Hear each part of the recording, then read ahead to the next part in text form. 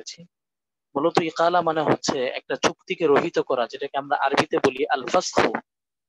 তবে এই চুক্তি রহিতকরণটা কখনো এমন হয় যে পণ্যে কোনো দোষ থাকার কারণে বা প্রাসঙ্গিক অন্য কোনো সমস্যা থাকার কারণে চুক্তি রহিত করা হয়, সেটাকে ইকালা বলা হয়নি। ইকালা বলা হয় পণ্যে কোনো সমস্যা নেই বা প্রাসঙ্গিক কোনো সমস্যাও নেই, বরং ক্রেতা বা বিক্রেতা যে কেউ তার পণ্য কিংবা বিনিময়টা ফিরিয়ে দেওয়া অন্য কোনো প্রয়োজনের কারণে। যেমন একজন ক্রেতা তিনি পণ্য কিনেছেন, পণ্য কেনার পর মনে হলো আমার অমুক কাজে আমার টাকা প্রয়োজন, পণ্যটা আমার কিছুদিন পরে কিনলেও হবে, এই ভেবে তিনি যদি পণ্যটা ফেরত দিতে চান, এটাকেই মূলত বলা হয় ইকালা।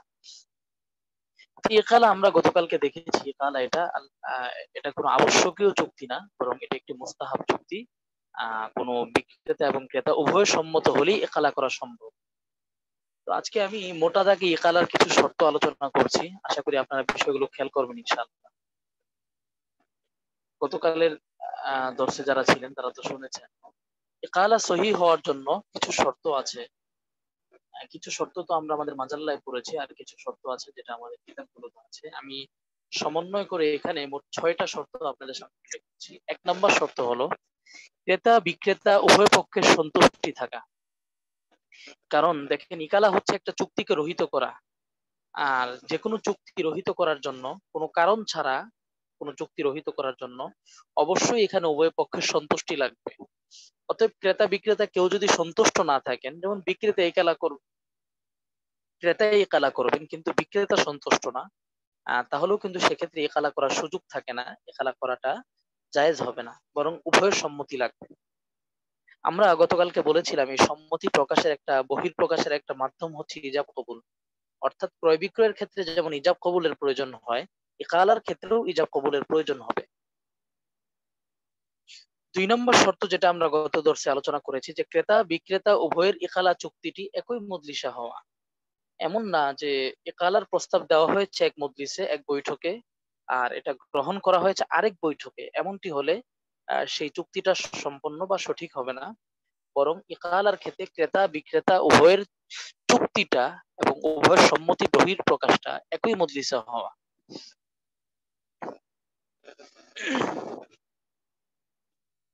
3 নম্বর আরেকটা গুরুত্বপূর্ণ শর্ত হচ্ছে, ইকালা যদি মুদ্রা জাতীয় লেনদেনের ক্ষেত্রে হয়, আপনার কোনো স্বর্ণ রূপার ক্ষেত্রে হয়, সেক্ষেত্রে ইকালার মজলিসেই উভয় পক্ষের বিনিময় হস্তগত হতে হবে। যেমন দেখেন, আপনি কোনো স্বর্ণের দোকান থেকে স্বর্ণ কিনেছেন, যেমন আপনি 50,000 টাকা দিয়ে একটা চেইন কিনেছেন। তো বাসায় আনার পরে আপনার 2 সপ্তাহ পর মনে হলো যে আপনি চেইনটা আপনার প্রয়োজন নেই, আপনি এটা ফেরত দিবেন, ইকালা করবেন। তো আপনি আবার দোকানে গেলেন। তো দোকানে গিয়ে যখন আপনি ইকালা করবেন, তখন চেইনটা দোকানদারকে ফিরিয়ে দিয়ে ওই বৈঠকেই চেইনের বিনিময়টা নিতে হবে। এমন না যে দোকানদারকে চেইন ফিরিয়ে দিয়ে আপনি বিনিময়টা পরে নিলেন। এমনটি যদি হয় তাহলে সেটা জায়েজ হবে না, কারণ আমরা জানি যে বায়ুস সরফের ক্ষেত্রে আপনার বিনিময় পণ্য দুইটা একই মজলিসে হস্তগত হওয়া জরুরি। এক্ষেত্রে বাকির কোনো লেনদেন করা যায় না। যেমন আপনার কাছ থেকে আমি মনে করেন আমি 100 টাকা কিনলাম 100 টাকা দিয়ে, এটা একই মজলিসে যদি হয় তাহলে সমস্যা নেই, কিন্তু এটা যদি বাকিতে হয় তাহলে সেটা জায়েজ না। ঠিক তেমনি ভাবে কেউ যদি আপনার টাকা দিয়ে স্বর্ণ কিনে, সেক্ষেত্রেও আরব উলামায়ে কিরামদের মত এটাই যে টাকা এবং স্বর্ণের পরস্পর লেনদেনটা এটা বাইউস সরফ। অতএব আরব উলামায়ে কিরামের মতামত অনুযায়ী টাকা স্বর্ণ, যেমন স্বর্ণের দোকান থেকে যদি স্বর্ণ কিনে, অলংকার কিনে, তাহলে সেটা বাকিতে কেনা যাবে না, কারণ এটা বাইউস সরফ। তবে আমাদের হিন্দুস্তানের সংখ্যাগরিষ্ঠ আলেমদের মতামত হচ্ছে টাকা প্লাস স্বর্ণ বা অলংকার এটা বায়ুর সরফ না। অতএব কেউ যদি কোনো জুয়েলার্সে গিয়ে আপনার বাকিতে স্বর্ণ কিনে, অলংকার কিনে, সেটা আমাদের হিন্দুস্তানের সংখ্যাগরিষ্ঠ আলেমদের মতে জায়েজ হবে। এ সকলেই বুঝতে পেরেছেন বিষয়টা? ওস্তাদ, একটা প্রশ্ন, যে ওই হ্যাঁ একালা করার সময় স্মরণের বিষয়টা, যে আমি যে দোকান হ্যাঁ থেকে ক্রয় করি পরবর্তীতে ফেরত দিতে গেলে 25% ওনারা কর্তন করে, এটা এই বিষয়ে। আমি এই মাসালায় আসছি। জাযাকাল্লাহ, এটা সুন্দর একটা প্রশ্ন করেছেন। 25% কর্তন করে তারা। আর আমরা জানি একালার সময় আপনার পণ্যের মূল্য এটা হ্রাস বৃদ্ধি করা যায় না, এটা আমরা শর্তের মধ্যে আলোচনা করছি। আমরা শর্তগুলো একটু শেষ করি, হ্যাঁ, আমি এই প্রসঙ্গে আসবো ইনশাল্লাহ। তো 3টা শর্ত আমরা বলেছি, এর মধ্যে ছিল এটা যদি বায়ু সরফ হয় সেক্ষেত্রে একই মজলিসে পণ্য এবং পণ্যের বিনিময়ে হস্তগত হতে হবে। 4 নাম্বার, পণ্য ফিরিয়ে দেওয়ার উপযুক্ত থাকা। উপযুক্ত থাকার অর্থ হলো পণ্যের মধ্যে কোনো ডিফেক্ট, কোনো দোষ ইত্যাদি প্রকাশ না পাওয়া। হ্যাঁ, এবং পণ্যটা যেমন নিয়েছিলেন দোকান থেকে হুবহু তেমন থাকা। 5 নাম্বার শর্ত হচ্ছে ইকালার সময় ক্রেতার কাছে হুবহু পণ্যটি বিদ্যমান থাকা। তবে ইকালার সময় ক্রেতা কর্তৃক প্রদত্ত বিনিময় বিক্রেতার নিকট হুবহু বিদ্যমান থাকা শর্ত নয়। যেটা আমরা গতকালকে আমরা দর্শে আমাদের মাজাল্লায় গিয়েছে যে ইকালার ক্ষেত্রে একটা গুরুত্বপূর্ণ শর্ত হচ্ছে পণ্য বিদ্যমান থাকা, কিন্তু বিক্রেতার কাছে পণ্যের বিনিময়টা হুবহু বিদ্যমান থাকা জরুরি না। যেমন আপনি 100 টাকা দিয়ে একটা কি কিনেছেন, পাওয়া যায় একটা কিতাব কিনেছেন বাংলা বাজার থেকে। তো কিতাব কেনার পর কিতাবটা তো আপনার কাছে হুবহু আছে, কিন্তু আপনি যে বিক্রেতাকে 100 টাকা দিয়েছেন 100 টাকাটা বিক্রেতার কাছে হুবহু নাই। এটা থাকাও শর্ত না, তবে কিতাবটা হুবহু থাকা শর্ত। বুঝতে পেরেছেন না? হুম। এরপরে দেখেন 6 নম্বর শর্ত হচ্ছে খেলার ক্ষেত্রে পণ্যের মূল্যে হ্রাস বৃদ্ধি না করা। এটা একটা গুরুত্বপূর্ণ শর্ত। যেমন আপনি 100 টাকা দিয়ে বাংলা বাজার থেকে একটা কিতাব কিনেছেন, এখন কিতাবটা আপনি রাখবেন না, ফিরিয়ে দিবেন। আপনি হয়তো আপনার অন্য কোনো সমস্যা বা টাকাটা আপনার লাগবে, বা দেখা গেছে আপনি কিতাব কিনছেন, এখন আপনার রিক্সা ভাড়া নেই, আপনি চাচ্ছেন এটা তালা করতে। তো দোকানদারের কাছে গিয়েছেন, দোকানদার বললো যে হুজুর এটা তাহলে 10 টাকা কম পাবে না। দেখেন এখানে দোকানদারের এটা সুযোগ আছে যে তিনি চাইলে ইকালা করবেন না, এখানে নিষেধ করবেন যে না এটা ফেরত নিব না, এই অধিকার তার আছে। কিন্তু এটা কম মূল্যে নেয়ার অধিকার, এখানে 10 টাকা কমিয়ে দেওয়ার অধিকার এটা দোকানদারের নেই। এমনটি যদি করেন কোন দোকানদার, কোন বিক্রেতা, তাহলে তিনি গুনাহগার হবেন।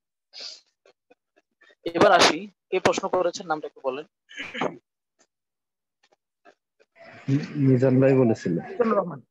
মাওলানা মিজানুর রহমান যে প্রশ্নটা করেছেন গুরুত্বপূর্ণ, যে আমরা যখন শুধু স্বর্ণের দোকান না, আমাদের জুয়েলার্সে বা ডায়মন্ডের যে জিনিসগুলো বিক্রি হয় আমাদের দেশে, সেই অলংকার গুলোতে আপনার কেউ যদি একটা, যেমন আপনি একটা ডায়মন্ডের আংটি কিনেছেন বা স্বর্ণের একটা আংটি কিনেছেন, কেনার পর এটা যদি 1 মাস পরে আপনি ফিরিয়ে দেন, তাহলে এটা মূল টাকা থেকে আপনার 25% কর্তন করে রাখে, ঠিক না? যেমন আপনি যদি আপনার 1 লাখ টাকা দিয়ে কিনেন, তাহলে আপনাকে 75,000 টাকা দিবে, এরকমই তো? জি। এরকমই কেসটা হয় আপনার এখানে। দুইটা বিষয় ঘটে আমি যেটা দেখেছি, একটা হচ্ছে আপনার আপনি যদি টাকা নিতে চান তখন 25%, আর যদি এটার পরিবর্তে অন্য কোনো প্রোডাক্ট তাদের থেকে কিনেন, সেক্ষেত্রে আরেকটু কম কাটে, তারা হয়তো 10% বা 15% এরকম হয়। তো দেখেন এই ক্ষেত্রে মূলত প্রথমে আমাদের দেখতে হবে যে এখানে মূলত ইকালা হয় কিনা। আমি এটা বাস্তবেই দেখেছি, এটা একটা পণ্য এরকম আমি ফিরিয়ে দিয়েছিলাম।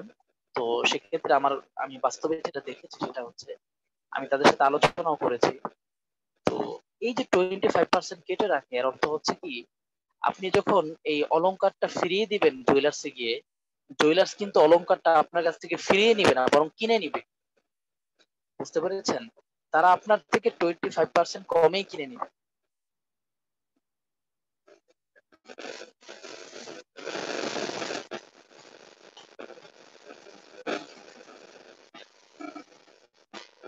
এখানে যেটা হয় বুঝতে আপনার, যাচ্ছেন ওস্তাদ জি।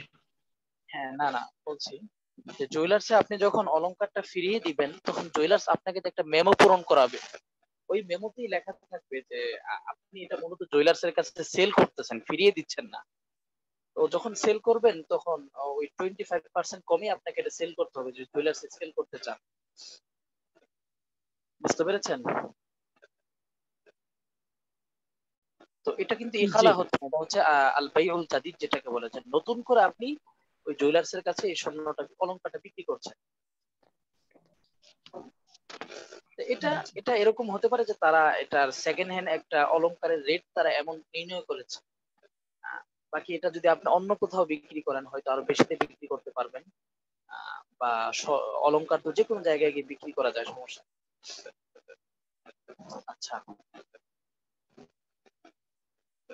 ইসালা কখন হবে? যখন এটা চুক্তিটা রহিত করা মাত্র, কিন্তু জুয়েলার্সের চুক্তি রহিত করা হয় না, বরং কাস্টমার থেকে এটা কিনে নেওয়া হয় 25% কমে। এবার আমরা কিছু কারণ দেখবো যেসব কারণে ইকালা মূলত বাতিল হয়ে যায়। এটা সহজ, আমরা গত দার্সেও আমাদের কিছু আলোচনা হয়েছে। পণ্য যদি হারিয়ে যায় কিংবা নষ্ট হয়ে যায়, তখন কিন্তু ইকালা চুক্তিটা বাতিল হয়ে যায়, ঠিক না? এরপরে দেখেন 2 নম্বরে, কিংবা পণ্যে কোনো ধরনের পরিবর্তন বা অতিরিক্ত হওয়া। পরিবর্তন বলতে কেউ একটি সাদা কাপড় ক্রয় করলো, মনে করেন সাদা কাপড় কিনে এটাতে নীল দিল আপনার। তো সাদা কাপড় নীল দিলে, যেমন একটা সাদা আপনার পাঞ্জাবি কিনলেন, পাঞ্জাবি কিনে এটার মধ্যে নীল দিলেন, তো নীল দিলে পাঞ্জাবির কালারটা একটু পরিবর্তন হয়ে যায় না? পরিবর্তন হয়ে যায়, তখন সেটা পুরনো হয়ে যায়। তো আপনি একটা পাঞ্জাবি কিনলেন বাইতুল মোকাররম থেকে, কিনে বাসায় এসে বাস, আমরা তো হুজুরা নীল দিতেই থাকি, বাস ডিব্বা ভইরা নীল দিলেন। এখন তো আর দোকানদার এটা ফেরত নিবে না, কারণ আপনি পণ্যটা পরিবর্তন করে ফেলেছেন। আর অতিরিক্ত কিভাবে দেখেন, আপনি একটা গাভী কিনলেন, হ্যাঁ, তো গাভী কেনার পর গাভীর একটা বাচ্চা হলো। তো বাচ্চা হওয়ার মানে হচ্ছে এই গাভী যে পণ্যটা, পণ্য আরো অতিরিক্ত কিছু হয়েছে আপনার, মানে এই পণ্যটা বৃদ্ধি পেয়েছে। তো এই গাভী, যে গাভীর বাচ্চা হয়েছে কেনার পর, এই গাভীটার ফিরিয়ে দেওয়ার সুযোগ থাকে, একালা করার সুযোগ।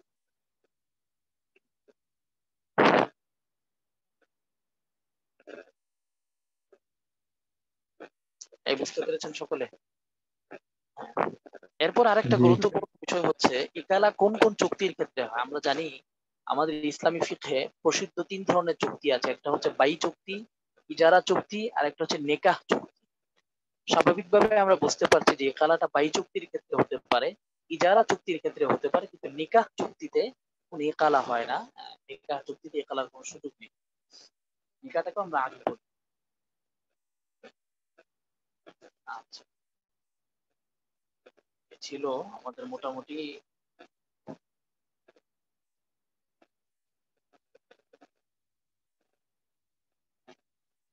আচ্ছা, মোটামুটি ইকালার ব্যাপারে ধারণা স্পষ্ট হয়েছে আপনাদের? জি। কোনো প্রশ্ন থাকলে জিজ্ঞেস করতে পারেন।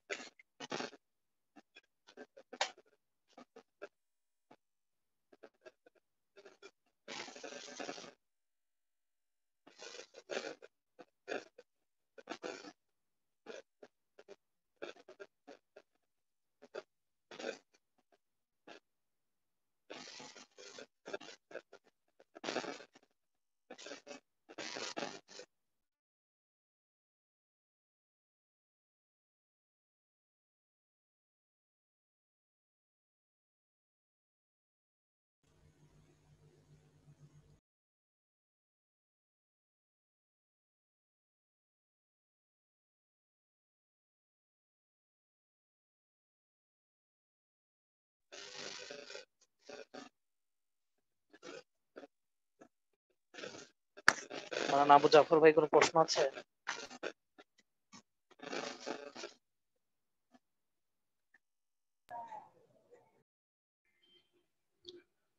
কত ক্লাসের ওই বিষয়টা জানতে পারি নাই, ওই যে কত পার্সেন্ট লাভ করার বিষয়টা। ও, ওই পার্সেন্টের লাভের বিষয়টা ওই মাওলানা হুসাইন তিনি দেখেছেন, আমাকে জানিয়েছেন, আলহামদুলিল্লাহ। আসলে সরকারের পক্ষ থেকে এই ধরনের কোনো নীতি নির্ধারণ করা নেই, তিনি একজন থেকে জেনেছেন যে আমাদের দেশে ঠিক কত পার্সেন্ট লাভ করা যায়, এরকম কোন নীতি তিনি আসলে একজন আইনজীবীকে জিজ্ঞেস করেছিলেন, তিনি এমনটাই উত্তর দিয়েছেন। আসলে এখানে একটা গুরুত্বপূর্ণ বিষয় হচ্ছে পার্সেন্টেজের ক্ষেত্রে, যে কোন পণ্যে কত পার্সেন্ট লাভ করা যাবে। ইসলাম কিন্তু এক্ষেত্রে সুনির্দিষ্ট কোনো সংখ্যা বলে দেয়নি, বরং ইসলাম বিষয়টি সম্পূর্ণ আপনার অরফ এবং সমাজের উপর ছেড়ে দিয়েছে। যেই সমাজে যে পরিমাণ লাভকে স্বাভাবিক লাভ বলা হয় সেটা স্বাভাবিক লাভ, যেই সমাজে স্বাভাবিকের যেই পরিমাণ লাভ এর বেশি হলে সেটাকে গবানে ফাহেস বলা হয়, সেটা গবানে ফাহেস। তো তৎকালীন তুর্কি সমাজে আপনার তৎকালীন বাজার ব্যবস্থা, বিচার ব্যবস্থা, বাজার, হাট ইত্যাদি বিবেচনা করে ফতোয়া দিয়েছিলেন তারা, যে পণ্যের ক্ষেত্রে 5%, আপনার আহ প্রাণীর ক্ষেত্রে 10%, আর জমির ক্ষেত্রে হচ্ছে আপনার 20%। বর্তমান সময়ের বিবেচনায় কেউ যদি এটা বলবৎ রাখা হতে পারে, বা এক্ষেত্রে কিছু কম বেশি যদি হয়, এবং সেটাকে যদি আমাদের সমাজে গবানে ফাহিশ না মনে করা হয়, সেক্ষেত্রে কোনো সমস্যা হবে না। তবে অবশ্যই আমাদের বর্তমান সময় যারা স্কলার আছেন, ইসলামী স্কলার, আমরা যারা ফিকহ ফতোয়া পড়াশোনা করছি, আমাদের বর্তমান বাজার ব্যবস্থা এটা নিয়ে গবেষণা করে একটা সিদ্ধান্তে আসা প্রয়োজন, যে আসলে কি পরিমাণ রেট বা এর চেয়ে বেশি হলে এটাকে গবানে ফাহিশ বলবো আমরা। কারণ অনেক ব্যবসায়ী ভাইরা আমাদের জিজ্ঞেস করেন যে আসলে উস্তাদ, অনেকে জিজ্ঞেস করেন যে হুজুর আসলে কি পরিমাণ লাভ করা যাবে, কি পরিমাণ লাভ করা যাবে না। কতটুকু লাভ করব আমরা, অনেক দিনদার ব্যবসায়ী ভাইরা জিজ্ঞেস করে। তো এই জায়গাটা কাজ করা প্রয়োজন যে আমাদের সমাজে আসলে গবানে ফাহেস কোনটাকে ধরবো আমরা। আপনারা কেউ চাইলে এই ধরনের একটা আপনাদের বাজার কেন্দ্রিক বা আপনার এলাকা কেন্দ্রিক এই ধরনের একটা গবেষণা করতে পারেন আপনারা। হুজুর আমার একটা প্রশ্ন ছিল। হ্যাঁ, আমি একটু বলি। আহ চিচিঙ্গা বলে না একটা খাবারের তরকারি আছে আপনার, চিচিঙ্গা চিচিঙ্গা। বাজারে গিয়ে আমি তো মনে করেন বাজারে গেলেও ওই ফিকফতোই মাথায় ঘুরে আমার। আমি গত 2 দিন আগে খেয়াল করলাম যে চিচিঙ্গা বাজারে বিক্রি হচ্ছে আপনার 80 টাকা।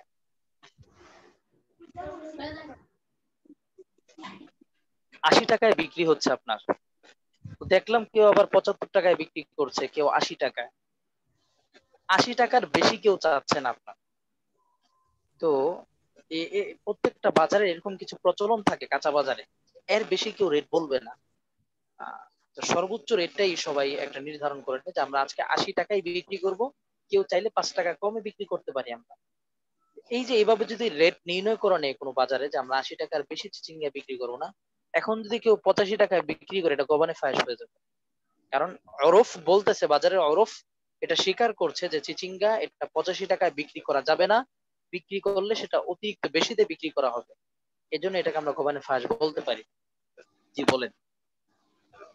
আমার প্রশ্নটা ছিল, আমার ওষুধের দোকান আছে কিন্তু আমি দেখি কিছু নরমাল কোম্পানির 60 টাকা 70 টাকা মানে কেনা, কিন্তু দেখা যায় 200 250 টাকা রেট।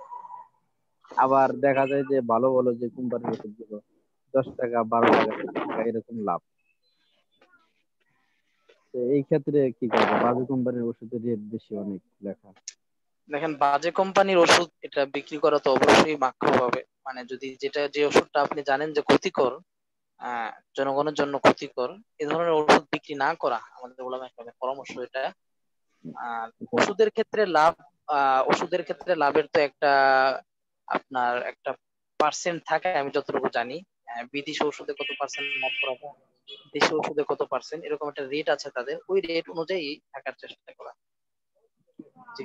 ওষুধের মধ্যে রেট লেখা, রেজাল্ট ভালো কিন্তু বৈধ ওষুধ মানে কোম্পানি কিছু আছে যে ঢাকা মিটফোর্ড থেকে আইনা বিক্রি করে, আর এখানে আছে কোম্পানি এসে সরাসরি সেল দেয় বিক্রি করে। এই ক্ষেত্রে দেখা যায় যে দাম বেশি, অনেক কম বেশি হয়ে যায় দামের মধ্যে। মানে মিটফুড থেকে আনে বলে বিদেশ থেকে এরকম। না না, মানে কোম্পানির লোকেরা তো ওরা সেল দিয়ে যায়, ওনাদের গাড়িতে আনতে হয়, তারপর এখানে কর্মচারী থাকে। আর যারা মিটফোর্ড থেকে সরাসরি মিটফোর্ড থেকে নিতে যায় তাদের থেকে দেখা যায় যে 5-10 টাকা সবসময় কম পাওয়া যায় rate। এটা কি আপনার কেউ সরাসরি মিটফুড থেকে নিয়ে গেল আপনার, তো তার তো একটা পরিশ্রম আছে, তিনি চাইলে একটু বেশি লাভ করলেন, সমস্যা নেই। প্রচুর লাভ নগদ এবং বাকি বিক্রি করার ক্ষেত্রে যে কম বেশি ওদিন বলা হয়েছিল একটু মানে মানে একটা একই জিনিস নগদে বিক্রি করলে কম দামে বিক্রি করতেছে আর বাকিতে রেট বেশি রাখতেছে, এক্ষেত্রে যা আছে নাকি? মূলত দেখেন কম বেশি এটা আমাদের সামনে আলোচনা আসবে। যে নগদ, যেমন একটা কিতাব আপনার, যেমন এক সেট কিতাব আপনি কিনলেন, আপনি ফতুয়া স্বামী কিনলেন, তো নগদ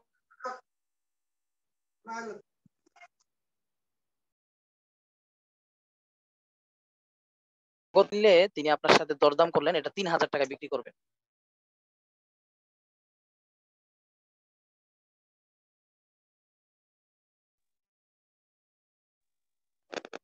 হ্যাঁ, তো দেখেন, আপনি যদি নগদে 3000 টাকা, বাকিতে 3500 টাকা, এটা যদি এমন হয় যে যে কোনো একটার উপর যদি আপনার সাথে চুক্তি হয়ে যায় তাহলে কিন্তু জায়েজ।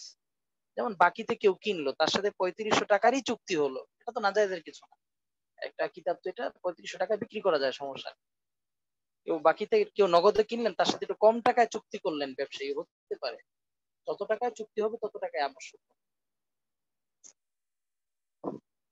তুমি মানে বললো যে যে নগদে নেন তো এত টাকা দিতে হইবে, আর বাকিতে নিলে ওই যে ফ্রিজ তারা প্রথমে বলে যে নগদ নিতে নিলে এত টাকা, আর যদি কিস্তিতে নেন তাহলে এত টাকা দিতে হইব, তারপর তুমি মানে বললে হয়।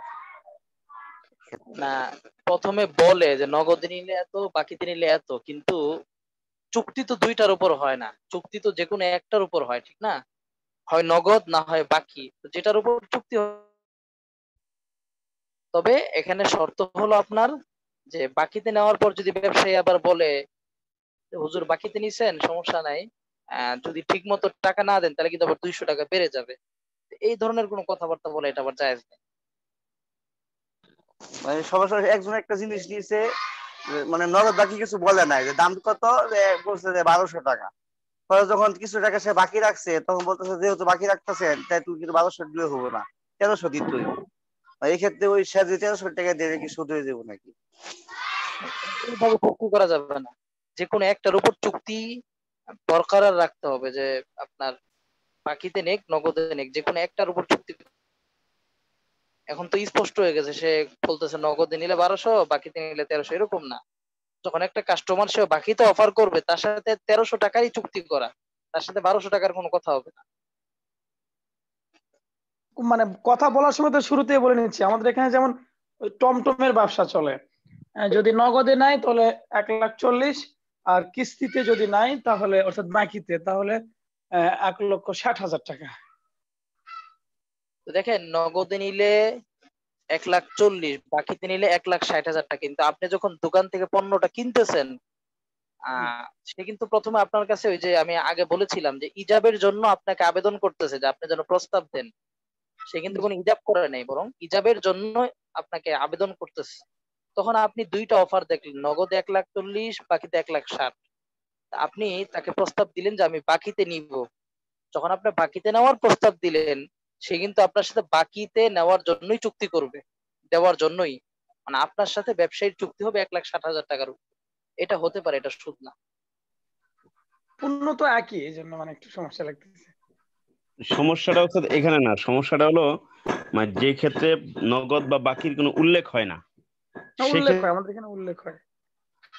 না না, এটা কোনো সমস্যা না, নগদে এত বাকিতে এত, সমস্যাটা হয়, কোনো সমস্যা না। চুক্তি যে হয়, কোনো একটার উপর চুক্তি যেখানে হতে হবে। নগদ বাকির কোনো উল্লেখ। যেমন কি আপনার চুক্তিটাই হলো, আপনাকে যেমন একটা ফ্রিজ আপনার হাতে দিয়ে দিল, হাতে দিয়ে বললো কি ভাই নগদ নিলে 1,40,000, বাকিতে নিলে 1,60,000 টাকা, মানে আপনি যেটা নেন এটা জায়েজ নেই। যে কোনো একটার উপর চুক্তি স্থির করে এরপর বিক্রি করতে হবে, বুঝতে পেরেছেন? যে কোনো জি। একটার উপর স্থির করতে হবে, এরপরে বিক্রেতার হাতে ধরায় দিয়ে এরপরে বলতেছেন আপনি যেটা নেন আপনার ইচ্ছা, নগদ দিলে আপনি 1,200 টাকা দেন, বাকিতে নিলে 1,300 টাকা দিয়েন পরে। এভাবে করা যাবে না, যে কোনো একটার উপর স্থির থেকে চুক্তি সম্পন্ন করতে হবে। আচ্ছা আপনি বাকিতে নিবেন, ঠিক আছে, আপনার সাথে আমাদের চুক্তি হচ্ছে 1,60,000 টাকা আপনার কাছে বিক্রি করবো, ঠিক আছে, এটার উপর চুক্তি হলো পণ্যটা 1,60,000 টাকায় সেল হয়েছে। এভাবে করা যাবে, সমস্যা নেই। এটা আমাদের সামনে আলোচনা আসবে ইনশাল্লাহ। আমি এখন যতটুকু প্রশ্ন করেছেন ততটুকু উত্তর দিয়েছি, আমাদের সামনে বিস্তারিত আলোচনা আসবে, আল বাই বিত্তাজিল আসবে ইনশাল্লাহ। ঠিক আছে, সবাইকে অসংখ্য শুকরিয়া, জাযাকুমুল্লাহ, আসসালাম। সালাম আলাইকুম।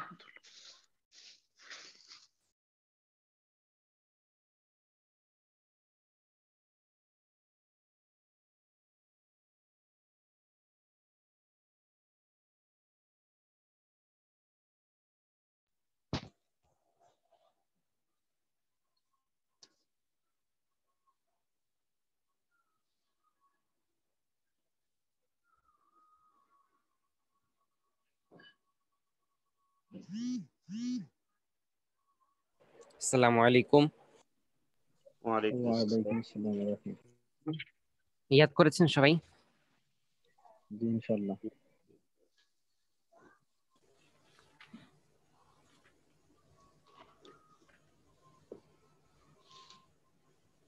আমাদের 228 পর্যন্ত ছিল, তাই না? জি জি।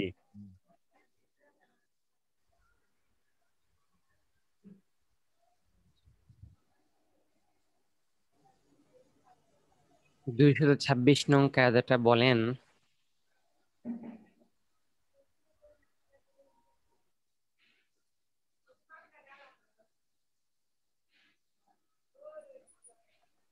আব্দুস সাত্তার।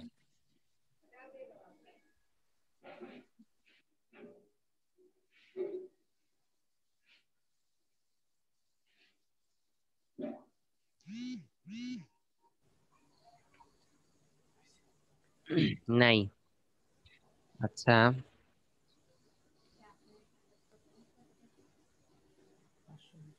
আলী আকবর বলেন। পড়া ধরতে পারি নাই, পরবর্তী করতে পারি নাই। যাকে জিজ্ঞেস করে সে পড়তে পারে নাই।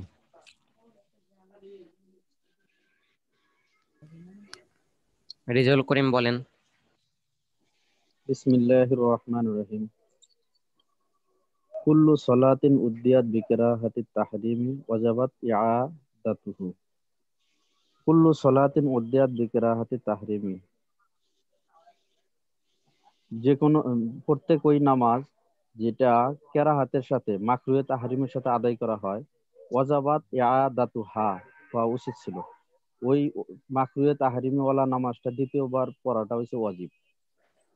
এখানে উদাহরণ দেওয়া হয়েছিল, যদি কোনো ব্যক্তি নফল নামাজের ইক্তেদা করে থাকে, কোনো নামাজের মধ্যে ওয়াজিব তরক হয়ে গেছে অথবা সূরা ফাতিহা পড়ে নাই ভুলে, বা যে কোনো একটা নামাজের মধ্যে যদি ওয়াজিব তরক হয়ে যায়, ওই ক্ষেত্রের মধ্যে দ্বিতীয়বার তার নামাজটা পড়তে হবে। অথবা দেখা যাইতেছে, এখানে উদাহরণ দেওয়া হয়েছিল, যদি কোনো ব্যক্তি লাল কাপড়, যেটা শরীয়তের মধ্যে মাকরুহের সাথে হয়ে গেছে, ওই ক্ষেত্রের মধ্যে যদি পরবর্তীতে স্মরণ হয়, তাহলে ওই দ্বিতীয়বার নামাজটা আবার দোহরায়া পড়াটা হচ্ছে ওয়াজিব। তাই নাকি? এটা বলছিলাম, আপনি তো পরে মাসলা উল্টায়া দিলেন।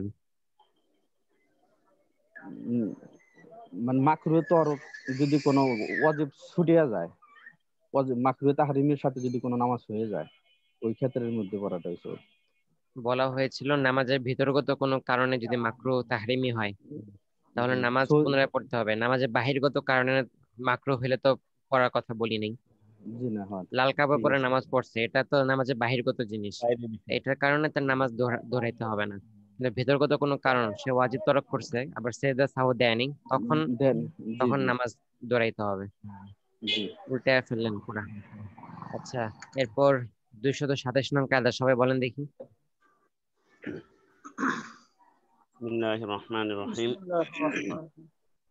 কুল্লু সালাতাইনি লা ইয়াজুজু বিনাউ قاعدة আহাদিহিমা আলা 19 كل الصلاتين لا يجوز بناء আহাদিহিমা আলা أحدهما على الأخرى في حق المنفرد প্রত্যেক ওই দুই لا নামাজ يجوز بناء যার أحدهما على একটার الأخرى না আরেকটার উপর كل صلاتين صلاتين لا يجوز প্রত্যেক بناء أحدهما على দুটি الأخرى নামাজের মধ্যে একই নামাজ পড়া ولا يجوز একত্রিত করা লা প্রত্যেক ইয়াজুজু নামাজটা বিনাউ আহাদিহিমা, জায়েজ হবে না একটি নামাজ আরেকটির মধ্যে বিতাড়িত করা। একটা উপরে আর বিনা করা জায়েজ না, এটা জানা জায়েজ নেই। আকাজি অর্থাৎ ইমামের ক্ষেত্রেও জায়েজ। মুনফারিদ ব্যক্তি একজন ব্যক্তি নফল নামাজ পড়তেছে, এখন আলাল উখরা নফল নামাজ পড়ার পরে, নফল নামাজের পরে সে যদি আবার ইমামের জন্য ফরজ একটি নামাজকে থেকে আরেকটি বিনা করাটা সেভাবে এই জায়েজ ফরজ হবে না। বানাটা নফল নামাজের উপর জায়েজ উদাহরণস্বরূপ বলা যেতে পারে তাহলে একক যে নামাজ কোনো ব্যক্তি যদি অনেক ব্যক্তি যদি মুনফারিদ কোনো নফল ব্যক্তি নামাজ যদি নফল নামাজ আদায় করে, ইমামত তার দ্বারা জায়েজ হবে না ফরজ ফরজ নামাজ নেওয়ার জন্য জায়েজ নামাজের নেই। দিকে ইক্তেদা করা, ফরজ নামাজের তাহলে ঢুকে জায়েজ যাওয়া। হবে। সে যেহেতু অর্থাৎ তাহরিমা বলছে বানা আরেকটা জায়েজ নফলের আছে, জন্য, তাহলে সেই তার সাথে জায়েজ হবে না ফরজের ইক্তেদা করা। বানাও জায়েজ। যেমন তেমনি ভাবে ইমাম সাহেবেরও এটা দাঁড়ায় উচিত নামাজ হবে না পড়তেছিল, যে কিন্তু ফরজের নিয়ত করার পরে, ফরজের তাহরিমা দাঁড়ানো সমস্যা করার হওয়ার পরে আবার শুরু করবে। তাহলে এক্ষেত্রে এই ব্যক্তি ফিরে যাওয়া, প্রথমে দাঁড়িয়ে নামাজ নফলের পড়ে, বিনা করা, এটা জায়েজ হবে না। বসে নামাজ পড়াটাকে দাঁড়িয়ে নামাজ পড়ার উপর বেনা করতেছে। তাহলে এক্ষেত্রে এই এমনই ভাবে নামাজ যেতে পড়ার পারে বেনা নামাজের নামাজ পড়ার মতো দাঁড়ায় নামাজ পড়তেছে, সে অসুস্থতার কারণে দণ্ডবান হওয়া পারতেছে, অবস্থায় যদি দাঁড়িয়ে সে নামাজ পড়েন, বসে নামাজ পড়ে পড়তে পারবে, কিন্তু বসা থেকে আবার নামাজ সে ইমামের পিছনে দাঁড়ায় নামাজ পড়তে পারবে না, কারণ মুক্তাদির কমজোর বেনা থেকে জায়েজ আছে। দুর্বলে যাওয়ার কমজোর থেকে মজবুতের দিকে যাওয়ার সুযোগ নাই, মজবুত থেকে কমজোর দিকে যেতে পারে। আচ্ছা, তাহলে আজকে হচ্ছে আমাদের 229 থেকে 229 পড়েন দেখি ইব্রাহিম।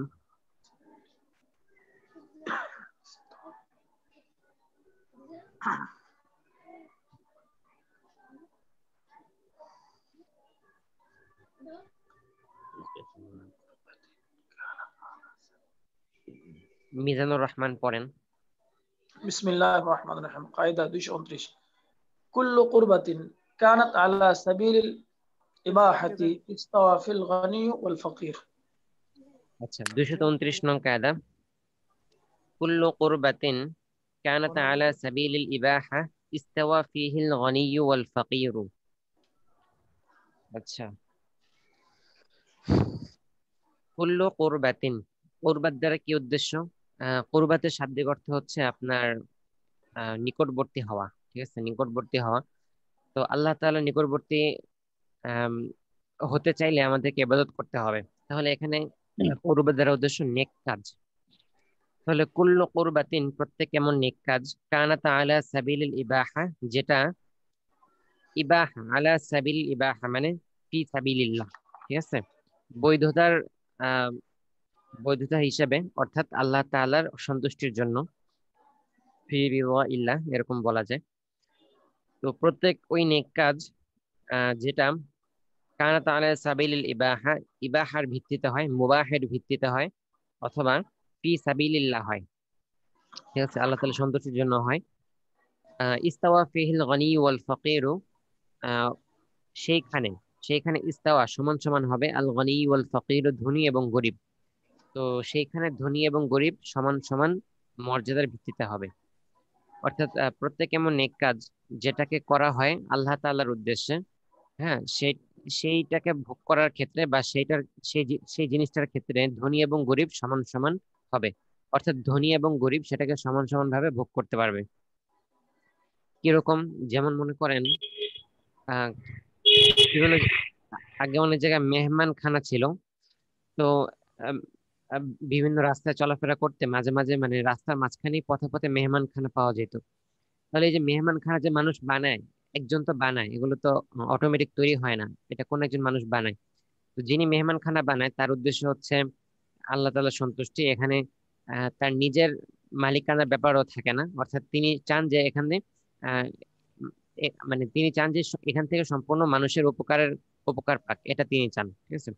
তাহলে এই যে মানুষ একজন মেহমানখানা বানিয়ে দিলেন, তার মূল উদ্দেশ্য ছিল আহ মানুষের সন্তুষ্টি, মানে আল্লাহ তাআলার সন্তুষ্টি এবং মানুষের শান্তি প্রদান করা, মানুষকে একটু স্বস্তির জায়গা প্রদান করা। এখন এই যে সে যে মেহমানখানা বানালো, এইটা ধনী এবং গরিব সবাই ব্যবহার করতে পারবে, ঠিক আছে, ধনী এবং গরিব সবাই ব্যবহার করতে পারবে, সবার জন্য এটি সমান থাকবে। এমন না যে ওখানে ধনীরা গিয়ে বলবে যে এটা শুধু আমাদের জায়গা, এখানে কোনো গরিব আসতে পারবে না, অথবা কোনো গরিব গিয়ে বলবে যে ধনীদের তো বাড়ি গাড়ি আছে, তারা এখানে রেস্ট নিতে পারবে না, এরকম বলা যাবে না। তো প্রত্যেক এমন জিনিস যেটা হচ্ছে চ্যারিটি হয়, যেটা মানুষের উপকারার্থে হয়, যেখানে ভাড়া টাড়া দেওয়া বা এই জাতীয় মালিকানার কোনো নিয়ত থাকে না, বরং আলা সাবিলিল ইবাহা, যে যে সকল জিনিসকে, যে সকল কাজকে প্রতিষ্ঠা করা হয়, সেখানে ধনী এবং গরিব উভয় সমান সমান ভাবে সেটাকে পাবে, ঠিক আছে।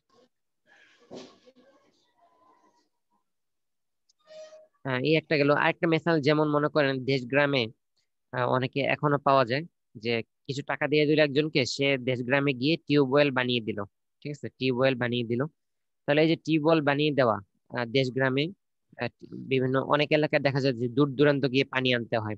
তাহলে এই যে একজন টাকা দিল আর আরেকজনকে টিউবওয়েল বানিয়ে দিল, মানে একজন মানুষ যে টাকা দিয়ে টিউবওয়েল বানিয়ে দিল, এই যে টিউবওয়েলের পানিটা, এটা ধনী গরিব সবাই ব্যবহার করতে পারবে, ঠিক আছে, যেহেতু এটা সালা সাবিল ইবাহা করা হয়েছে। এমন না যে এটাকে পেইড বা এখান থেকে ব্যবহার করতে হলে টাকা দেওয়া লাগে, এমন না, বরং যেহেতু এটা মুবাহের ভিত্তিতে করা হয়েছে, অতএব এই জিনিসটা সবাই ভোগ করতে পারবে, সে ধনী হোক চাই গরিব হোক। আচ্ছা, এই গেল হচ্ছে 226। আচ্ছা 229 নং কায়দা বলেন দেখি আবু জাফর। বিসমিল্লাহির রহমানির রহিম। কুল্লু কারদিন জাররা নাফআন ফাহুয়া রিবা হারামুন। আচ্ছা 230 নং কায়দা, কুল্লু করদিন জাররা নাফআন ফাহুয়া রিবা হারামুন। আচ্ছা, কুল্লু কর্জ, কর্জ মানে তো আমরা জানি ঋণ, ঋণ নেওয়া। কুল্লু কর্জ, প্রত্যেক এমন ঋণ, জাররা নাফআন, যেটা মুনাফাকে জারি করে, মানে যেটা মুনাফাকে বয়ে আনে। তো যেটা মুনাফাকে বয়ে আনে, তো জাররা নাফআন বিমানা জাররা মানফাআতান, ঠিক আছে, মানফা, যেটা মানফাকে নিয়ে আসে, যেটা মুনাফাকে নিয়ে আসে, ফাহুয়া রিবা, সেটা সুদ হবে, হারামুন, এবং সেটা কি হবে? হারাম হবে। কুল করদিন জাররা নাফআন ফাহুয়া রিবা হারামুন, প্রত্যেক এমন ঋণ যেটা মানফা বা মুনাফাকে নিয়ে আসে, যেটা মুনাফাকে নিয়ে আসে সেটা হারাম হবে, মানে সুদ হবে, আর সুদ হলে তো হারামই হবে। ঠিক আছে, তাহলে কি বুঝলাম আমরা এই কায়দার মাধ্যমে? যে ঋণ দেওয়া যায় ঠিক আছে, কিন্তু ঋণ নিয়ে কোনো মুনাফা অর্জন করা বা কোনো একটা উদ্দেশ্যে, কোনো একটা মুনাফা অর্জনের উদ্দেশ্যে কাউকে ঋণ দেওয়া, এটা জায়েজ নেই। এটা ঋণ গ্রহীতার জন্য জায়েজ নেই মুনাফা দেওয়া, আবার ঋণ দাতার জন্য জায়েজ নেই মুনাফা নেওয়া।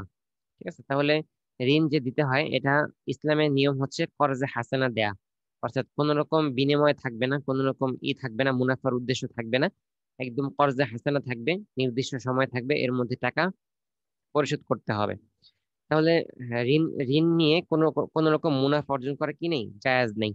তো ঋণ নিয়ে যেরকম কোনো রকম মুনাফা অর্জন করা জায়েজ নেই, বন্ধক যেটা এটাও তো একরকম ঋণ বলা যায়। ঠিক আছে, তো বন্ধক যেটা, এই জন্য বন্ধকি মালের মধ্যেও মুনাফা অর্জন করা কি নেই, জায়েজ নেই। অর্থাৎ আপনার কাছে কেউ একটা মোবাইল বন্ধক রাখলো, এই মোবাইল আপনার কাছে যেমনি রাখছে ওভাবেই রেখে দিতে হবে, এটাকে ইউজ করা যাবে না। ঠিক আছে, এটাকে ব্যবহার করা যাবে না। আহ এমনিভাবে কেউ আপনার কাছে জমি বন্ধক রাখলো, স্বর্ণ বন্ধক রাখলো, যেভাবে বন্ধক রেখেছে সেভাবেই এটা রেখে দিতে হবে, এটাকে ব্যবহার করা যাবে না, কোন রকম ইউজ করা যাবে না। তো এই হচ্ছে কায়দার মূল উদ্দেশ্য, যে প্রত্যেক এমন ঋণ বা প্রত্যেক এমন লেনদেন যেটা, মানে প্রত্যেক এমন ঋণ যেটা মুনাফা বয়ে আনে, সেটা জায়েজ হবে না, চাই সেটা ঋণ হোক, চাই সেটা বন্ধক হোক। ওস্তাদ, যে এই জমি, যেটা জমি ফেলে রাখলে এটা একটা ক্ষতি না? অন্য জিনিস নয় ঠিক আছে, কিন্তু জমিটা তো আবাদি জমি, এই ক্ষেত্রে কি করা যেতে পারে? ওইটা ফেলে রাখলে ফেলে রাখলে ক্ষতি কি? জমি পড়ে আছে না, আহ, কত জায়গায় তো জমি বছরকে বছর পড়ে থাকে। এটা তাই তো আবাদি জমি, ধান হয় বা ফসল হয়। আবাদি জমি, এটা সে বন্ধক না রেখে অন্য কোনো সিস্টেমে নিতে পারে, এটা সে চাইলে ভাড়া নিতে পারে। ঠিক আছে, কিন্তু বন্ধক নিয়ে সেটার মধ্যে তাসারুফ করা জায়েজ নেই। ঠিক আছে, কোনো বন্ধক কোনো নিলে সিস্টেমে কিছু করা যায় কিনা? এই জমি ছাড়া তো তার বন্ধক রাখার কোনো রাস্তা নাই, আর বন্ধক না রাখলে তো মানুষের টাকাও দিবে না। এখন বন্ধক না এখন সে মনে করেন বন্ধকের জন্য টাকা নিল, সে নিয়ে দ্রুত নিজের কোনো একটা বিজনেস দাঁড় করিয়ে, অথবা সে যে বন্ধক নিল, হ্যাঁ বন্ধক নেওয়ার পরে সে আম, করতে পারে, মানে অন্য কোনো বিজনেস দাঁড় করাতে পারে যেটা তার জন্য বড় একটা সাপোর্ট হবে। কিন্তু বন্ধক যিনি নিবেন, মানে যিনি যার কাছে বন্ধক রেখেছে, তার জন্য তো এটা তাসাররুফ করা জায়েজ নেই, কারণ তিনি এটার মালিক না। তিনি চাইলে এটা ভাড়া নিতে পারেন, যে আমি তিনি এভাবে করতে পারেন যে যার টাকার দরকার তার তার যার টাকার দরকার তার কাছ থেকে ভাড়া নিবেন, যে আমি এই জমির মালিক তো তুমি, আমি তোমার কাছ থেকে জমিটা ভাড়া নিলাম, প্রতি মাসে তোমাকে আমি এত টাকা করে দিব, আর এই জমি আমি লিজ নিলাম মানে কি এত বছরের জন্য, আমি ইচ্ছা মতো ফল ফসল ফলাবো আর তোমাকে প্রতি মাসে এই পরিমাণ টাকা দিব, এভাবে তিনি নিতে পারেন। কিন্তু তিনি যদি বন্ধক নেন, তাহলে বন্ধক নিয়ে এর মধ্যে তাসাররুফ করতে পারবেন না। ঠিক আছে, অন্য কোনো সিস্টেমে তিনি নেন, আরো অনেক তাবিল করা যায়, অনেক ভাবে নেওয়া যায়, কিন্তু বন্ধক যখন হয়ে যাবে এই বন্ধকের মধ্যে তাসাররুফ করা যাবে না, এটাই আর কি মূল। যদি তাসারুফ করে এরপর যদি কিছু বিনিময় দেয়া দেয়, তার ঋণ থেকে কিছু কটন করে দেয়, তাহলে কি জায়েজ হইব? জি। না, এটা এটা বন্ধকে তাসাররুফ করা জায়েজ নেই। এখন যদি তাসাররুফ করতে চায় সেটা হচ্ছে তার কাছে আহ, বলতে হবে, তার কাছে অনুমতি নিতে হবে, যে তুমি তোমার কাছ থেকে নিছিলাম, এখন আহ, এই চুক্তিটা মানে বন্ধকের চুক্তিটা শেষ করে দিবে, এরপরে হলো তার কাছ থেকে ভাড়া বা এই জাতীয় অন্য কিছু নিয়ে তারপরে সেটার মধ্যে তাসাররুফ করবে, এছাড়া করা যাবে না। আমাদের সমাজে প্রচলন আছে যে এটা মালিকের পক্ষে অনুমতি থাকে, এই যে জমিন এগ্রিমেন্ট যেটা আর কি, জমিন নেয় টাকা দেয়, তখন যার টাকা আসে জমিনটা ব্যবহার করে ফসল খায়। 500 টাকা এটা কমাই তো দিলাম। এটা তো প্রচলন আছে, কিন্তু সামাজিক প্রচলন, যেটা প্রচলন আছে এটা তার ইসলাম ভিত্তিক হবে এরকম কোনো শর্ত না। ঠিক আছে, এটা তারা নিজেরা, মানে যিনি বন্ধক দেন তিনি নিজের সুবিধা অনুযায়ী এটা বানিয়ে নিছেন। হ্যাঁ, তো এটা বানিয়ে নিলে তার ইসলাম অনুযায়ী হইল না। তো এই জন্য ইসলাম ওইভাবে কি অনুযায়ী জায়েজ হইতে করা হলে যাবে কিনা, মানে পরবর্তীতে সে এই তার টাকার দরকার, এখন সে পারতেছে না, তখন সে এটা বিনিময়ে কিছু বিনিময়ে যে দিল, সে যে 2 বছর 3 বছর ফসলটা খাইলো, বা তার ঋণ থেকে কিছু কর্তন করে দিল, তখন কি এটা কি জায়েজ তারপরে হইবে কিনা? 500 টাকা কমায় নিল আর কি। এটা জায়েজ কোনো সুরত দেখি না।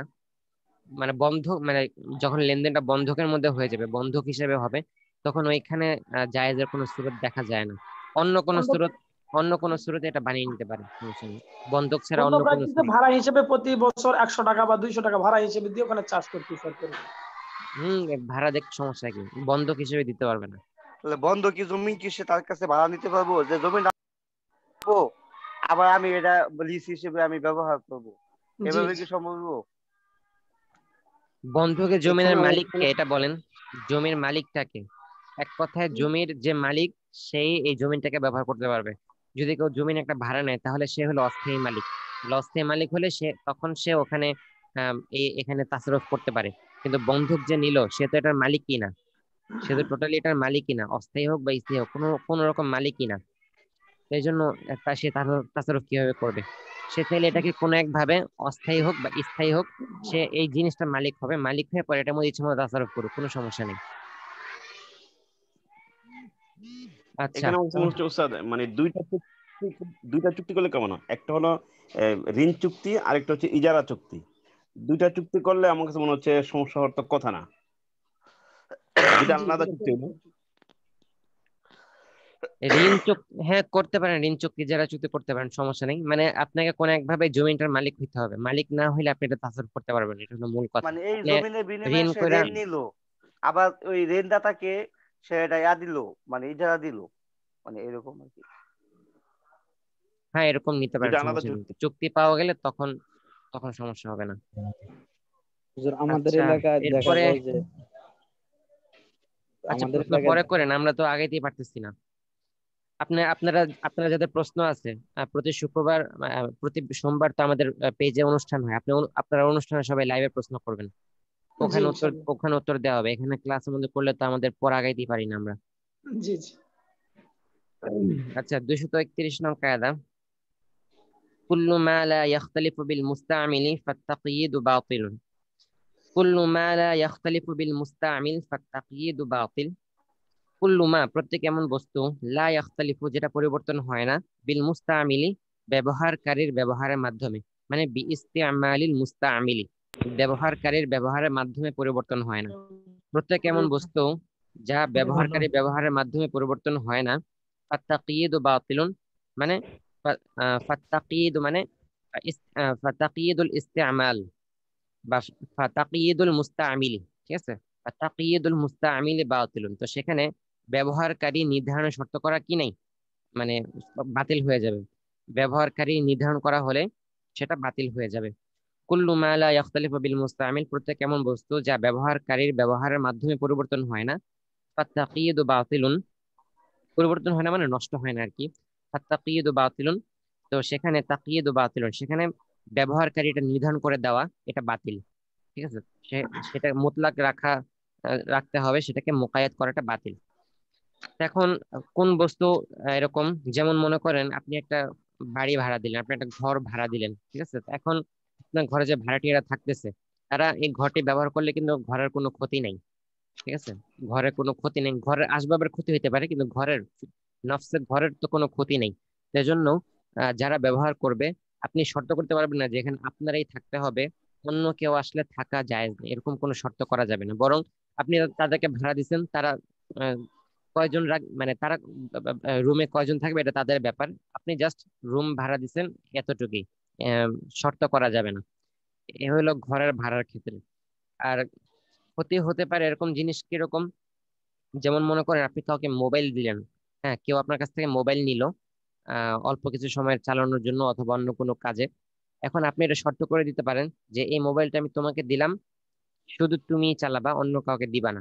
কারণ মোবাইল এটা এমন জিনিস যে এটা ব্যবহারের মাধ্যমে পরিবর্তন হইতে পারে, অর্থাৎ ক্ষতি হইতে পারে, যেমন অন্য কেউ নিয়ে এটা নষ্ট করে ফেললো, ঠিক আছে? মোবাইলটা নষ্ট করে ফেলতে পারে, এই জাতীয় কোনো সমস্যা হইতেই পারে।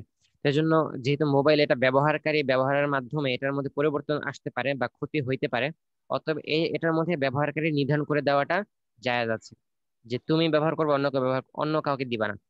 আবার মনে করেন আপনার একটা হোন্ডা আছে, এটা ভাড়া দিলেন অথবা কাউকে দিলেন, আমানত না, কাউকে দিলেন, ভাড়া দিলেন, অথবা মানে কাউকে তাসাররুফ করতে দিলেন অল্প সময়ের জন্য। এখন যেহেতু হোন্ডা জিনিসটা এমন যে, হোন্ডা বা যে কোনো যানবাহনই হোক, যে এটা ব্যবহার করলে এটা আর কিছু পরিবর্তন আসে, এটা পুরান হয়ে যায়, ক্ষতি হয়, অনেক রকম পরিবর্তন আসে, তাই জন্য যেহেতু বাহন জিনিসটা এমন, অতএব আপনি এখানে ব্যবহারকারী নির্ধারণ করে দেওয়া আপনার জন্য জায়েজ আছে। অর্থাৎ আপনি নির্ধারণ করে দিবেন যে আমি তোমাকে হোন্ডাটা দিলাম, এটা তুমি ইউজ করবা, অন্য কাউকে দিবা না। ঠিক আছে, এরকম ব্যবহারকারী নির্ধারণ করা তাইয়িনুল মুস্তামিল সেখানে জায়েজ। আর যে সমস্ত বস্তু এরকম যে এটা ব্যবহারকারী ব্যবহার করলে কোনো ক্ষতি নেই, সমস্যা নেই, এটা যেমন আছে তেমনই থাকে, তো তখন ব্যবহারকারী নির্ধারণ করে দেওয়াটা জায়েজ নেই, বা ওটা নির্ধারণ করে দিলে ওটা বাতিল হয়ে যাবে। আচ্ছা, 3টা কায়দা থাকলো, সবাই ভালো মতো ইয়াদ করবেন। সময় তো শেষ, আমরা সময় সংকুলনের কারণে নস দেখতে পারতেছি না, অনেক গুরুত্বপূর্ণ নস বাকি রয়ে গেছে। আচ্ছা, হাজিরা দেন। 1, লব্বাইক 2, 3, লব্বাইক 4, লব্বাইক 5, ইব্রাহিম, জয় 6, লব্বাইক লব্বাইক 7, আহসান, 8, 9, লাব্বাইক 10, লব্বাইক 11, লাব্বাইক 12, লাব্বাইক 13, লাব্বাইক 14। লব্বাইক। ঠিক আছে, সবাই ভালো মতো ইয়াদ করবেন। আসসালামু আলাইকুম।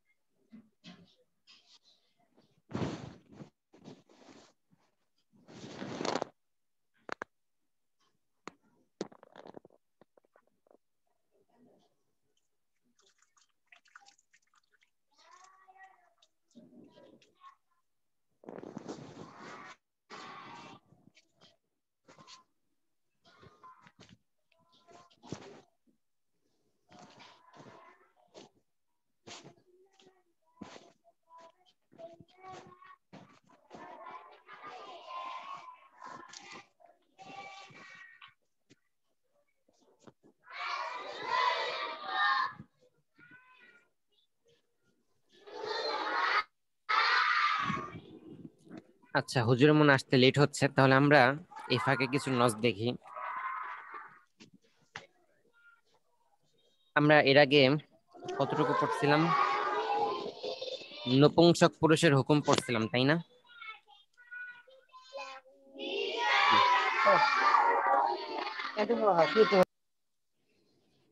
আচ্ছা, নপুংসক পুরুষের হুকুম আমরা পড়েছিলাম। আজকে আমরা দেখব যে নাফাকহ, ঠিক আছে, স্ত্রীকে খোরপোশ দেওয়া, স্ত্রীকে খোরপোশ দেওয়ার ব্যাপারে ইসলাম কি বলে।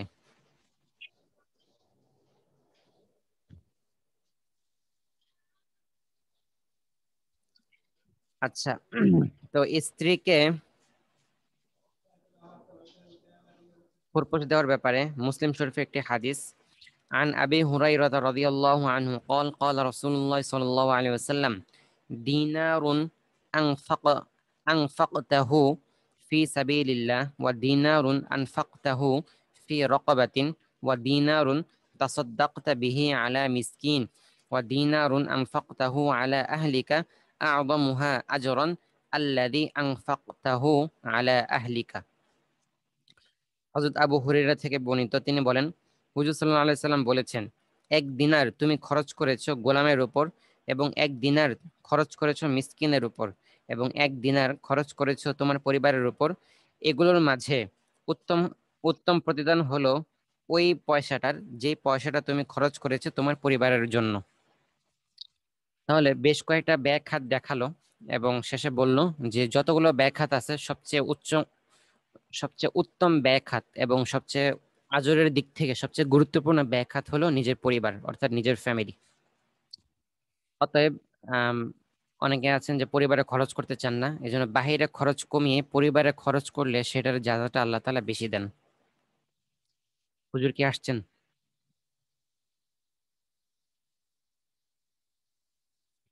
আচ্ছা, এরপর এই গেল, এ হচ্ছে পরিবারে খরচ করার ব্যাপার। এরপরে নিকটাত্মীয়দের উপর খরচ করা, ঠিক আছে, নিকটাত্মীয় তাদের ব্যাপারে খরচ করা। এই ব্যাপারে আবু দাউদ শরীফে একটা হাদিস আমরা দেখতে পারি। হাদ্দাসানা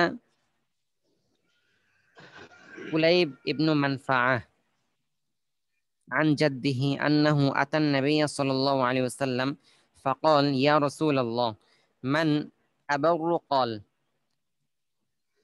من أبر؟ قال أمك وأباك وأختك وأخاك ومولاك الذي يلي ذلك حق واجب ورحم موصولة।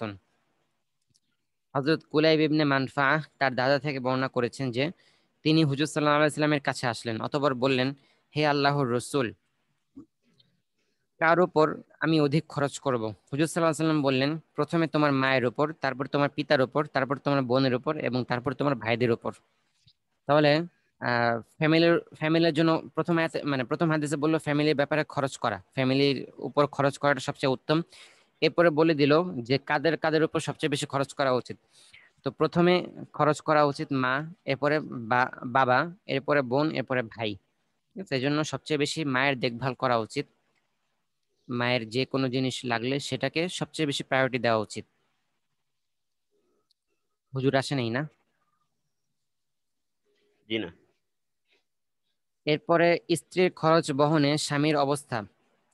এখন একটা বিষয় যেটা খুবই সমস্যা, সমাজে খুবই সমস্যা চলতেছে, যে ইস- স্বামীর টাকা পয়সা থাক বা না থাক, মোহর নির্ধারণ করা হয় 4-5 লাখ, 10 লাখ, 20 লাখ, 50 লাখ। ঠিক আছে, তো এটা ইসলাম খুব কঠিন ভাবে নিষেধ করে। মোহর অথবা স্ত্রীর খরচ আদি এই সব কিছু নির্ধারণ হবে স্বামীর অবস্থা অনুযায়ী। স্বামী 10 টাকা ইনকাম করলে স্ত্রীর জন্য ওই 10 টাকা পরিমাণে খরচ বিবেচ্য। আবার স্বামী লাখ টাকা ইনকাম করলে স্ত্রীর জন্য ওই রকম ভাবেই অনুপাত, ঠিক আছে, অনুপাতটা ঠিক রাখা, এই জিনিসটা, এই রেশিওটা মেনটেন করার ব্যাপার শরীয়ত বলে। তো এই ব্যাপারে আবু দাউদ শরীফে একটি হাদিস, হাদিস নাম্বার গুলো আসলে ওঠানো হয়নি, আমাদের খসড়া ছিল তো এই কারণে ওঠানো হয়নি, আপনারা একটু সার্চ করে তুলে নিতে পারেন।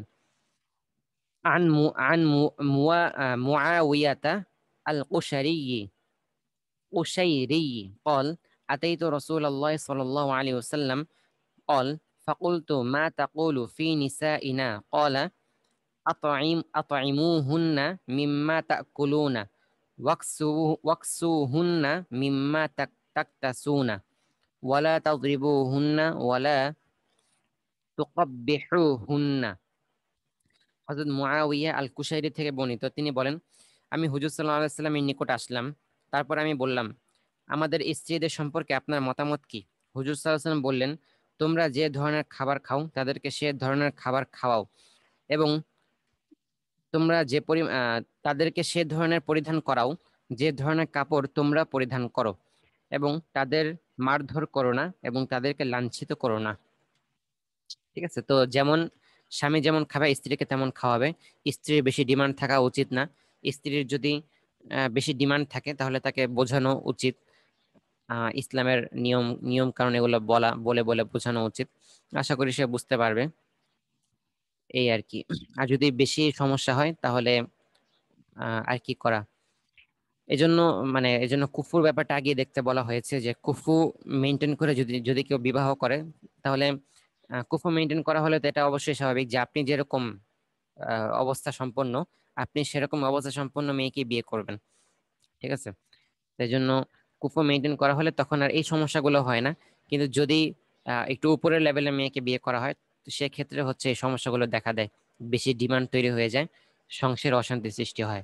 এজন্য আমাদের হুজুরা বলতেন যে সমান সমানও না, আপনার থেকে একটু নিচের স্তরে যারা আছেন আপনি ওই সকল মেয়েদেরকে বিবাহ করেন, তাদের ডিমান্ড কম থাকবে, আপনার জন্যেও তাদেরকে চালানোটা সহজ হবে। হুজুর আসেন নাই না? জি না।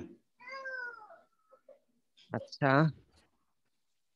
তাহলে এই গেল যে স্ত্রীর খরচে স্বামীর অবস্থা বিবেচ্য।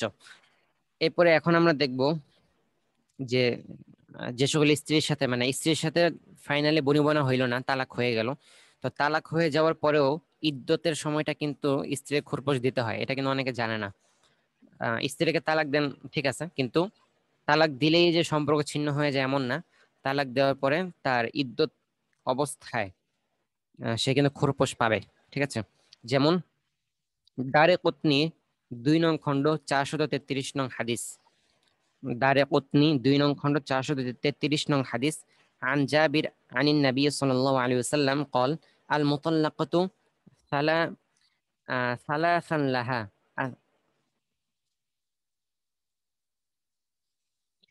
المطلقة ثلاثا لها السكنى والنفقة। হযরত জাবের থেকে বর্ণিত, রাসূল সাল্লাল্লাহু আলাইহি ওয়াসাল্লাম বলেছেন 3 তালাকপ্রাপ্ত মহিলা বাসস্থান এবং খোরপোশ পাবে, ঠিক আছে, বাসস্থান এবং খোরপোশ পাবে।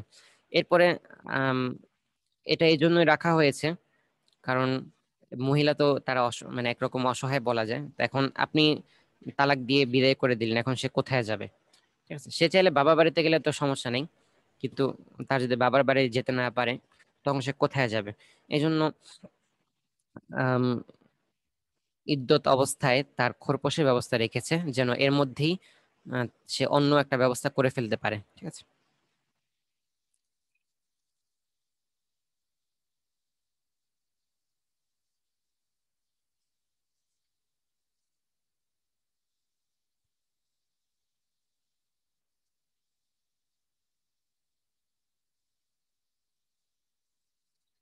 আরেকটি হাদিস আমরা দেখতে পারি খোরপোশের ব্যাপারে, মুসলিম শরীফের হাদিস, আন আয়েশা আন্নাহা ক্বালাত মা লিফাতিমাতা খায়রুন আন তাযকারু হাদা ক্বালা তা'নি ক্বাওলাহা লা সুকনা ওয়ালা নাফাকা।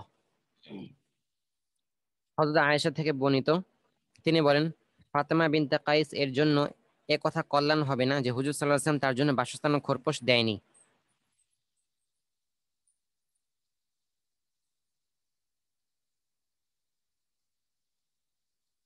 অর্থাৎ হুজুর সাল্লাল্লাহু আলাইহি ওয়াসাল্লাম ফাতেমা বিনতে কাইসের জন্য বাসস্থান এবং খোরপোশ দেওয়ার ব্যাপারে বলেছিলেন। জান ক্লাসে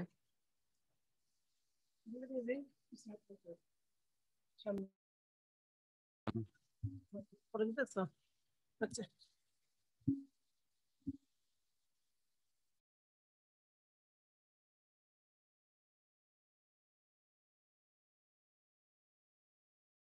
ঠিক আছে, তাহলে মোটামুটি আমরা খোরপোশ সম্পর্কে আজকে জানলাম। ইনশাল্লাহ আগামী ক্লাসে আমরা বাচ্চা লালন পালন সংক্রান্ত কিছু হাদিস জানবো, এরপরে দুগ্ধ পান, ঠিক আছে, শিশু খাদ্য, এগুলা নিয়ে আমরা পড়বো। শিশু খাদ্য এটা শিশুদের জন্য রাখা উচিত, অনেক পুরুষ দুগ্ধপান করতে চায়, এটা উচিত না মহিলাদের, তো এই সম্পর্কে আমরা সামনে দেখব। আচ্ছা, ঠিক আছে, তাহলে এ পর্যন্তই। ইনশাল্লাহ সবাই ভালো মতো ইয়াদ করবেন। অনেকে দেখা যায় হাজিরা দিয়ে ভেগে যায়। জুবাইর আল নাসের কি আছে?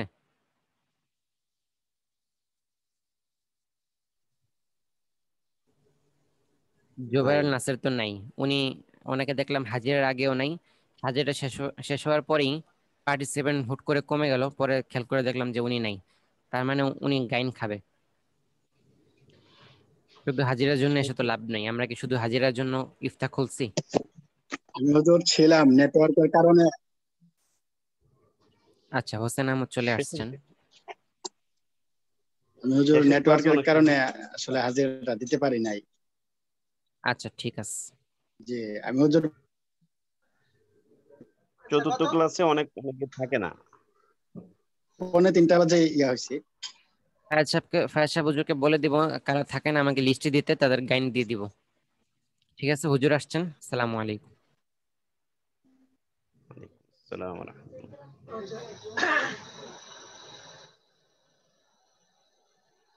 সংখ্যায় বলেন দেখি কত করে পড়াটা। বিসমিল্লাহির রহমানির রহিম। গতকালের আলোচনা ছিল 3 নম্বর কায়দা সম্পর্কে। এর আগে 2টি কায়দা আমাদের কায়দা কুল্লিয়ে গেছে।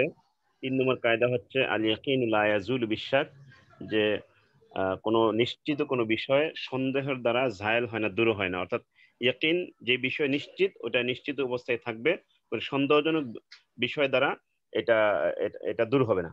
এই সম্পর্কে মুসান্নিফ রাহিমাহুল্লাহ এটা প্রমাণ করার জন্য, এই কায়দাটাকে প্রমাণ করার জন্য কয়েকটি দলিল এখানে আনছেন। এর মধ্যে প্রথমে নিয়ে আসছেন ইমাম মুসলিম রাহিমাহুল্লাহ বর্ণিত যে হাদিস, যদিও হাদিসখানা বুখারী এবং মুসলিম দোনো কিতাবে উল্লেখ আছে, তারপরে উনি মুসলিম শরীফের রেওয়ায়াত এখানে আনছেন। তারপর যে রেওয়ায়াতটা এখানে আনছেন সেই রেওয়ায়াত ইমাম আবু হুরায়রা রাদিয়াল্লাহু আনহু থেকে বর্ণিত। উনি বলতেছেন যে আবু হুরায়রা বর্ণিত হাদিস এটি, কিন্তু আসলে এই হাদিসখানা আব্দুল্লাহ ইবনে যায়েদ রাদিয়াল্লাহু আনহু থেকে বর্ণিত, এবং হাদিসের এবারতের মধ্যে কিছু ভিন্নতা আছে। যাই হোক, এই সম্পর্কে যে দলিল তিনি প্রথম আনছেন সেটা পড়া হচ্ছে যে এই হাদিসের মধ্যে রাসূল সাল্লাল্লাহু আলাইহি ওয়াসাল্লাম বলছেন যে যদি তোমাদের কারো পেটের মধ্যে এমন কিছু পায় যাতে তার কাছে মুশকিল লাগে, তাহলে সে খেয়াল করবে যে তার এখান থেকে কোনো কিছু, তার পেট থেকে কোনো কিছু বের হয়েছে কিনা।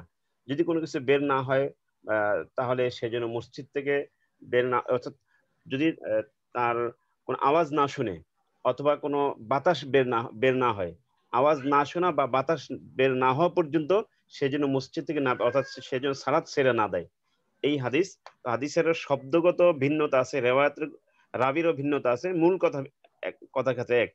এই হাদিস দ্বারা মুসান্নিফ প্রমাণ করতে চাচ্ছেন যে এই হাদিসে যেহেতু নিশ্চিত বিষয় না হওয়া পর্যন্ত তাকে সালাত বর্জন করতে বা সালাত ছেড়ে দিতে নিষেধ করা হচ্ছে, তাহলে হাদিস দ্বারা বোঝা যাচ্ছে যে কোনো নিশ্চিত বিষয়কে সন্দেহপূর্ণ কোনো বিষয় দ্বারা ছাড়া যাবে না।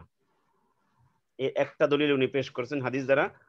আরো কয়েকটা দলিল সামনে আসতেছে। তার মধ্যে প্রথম আরেকটা দলিল হলো ফাথুল কদিরের মধ্যে বাবুল আনজাজের মধ্যে একটা মাসালা আছে।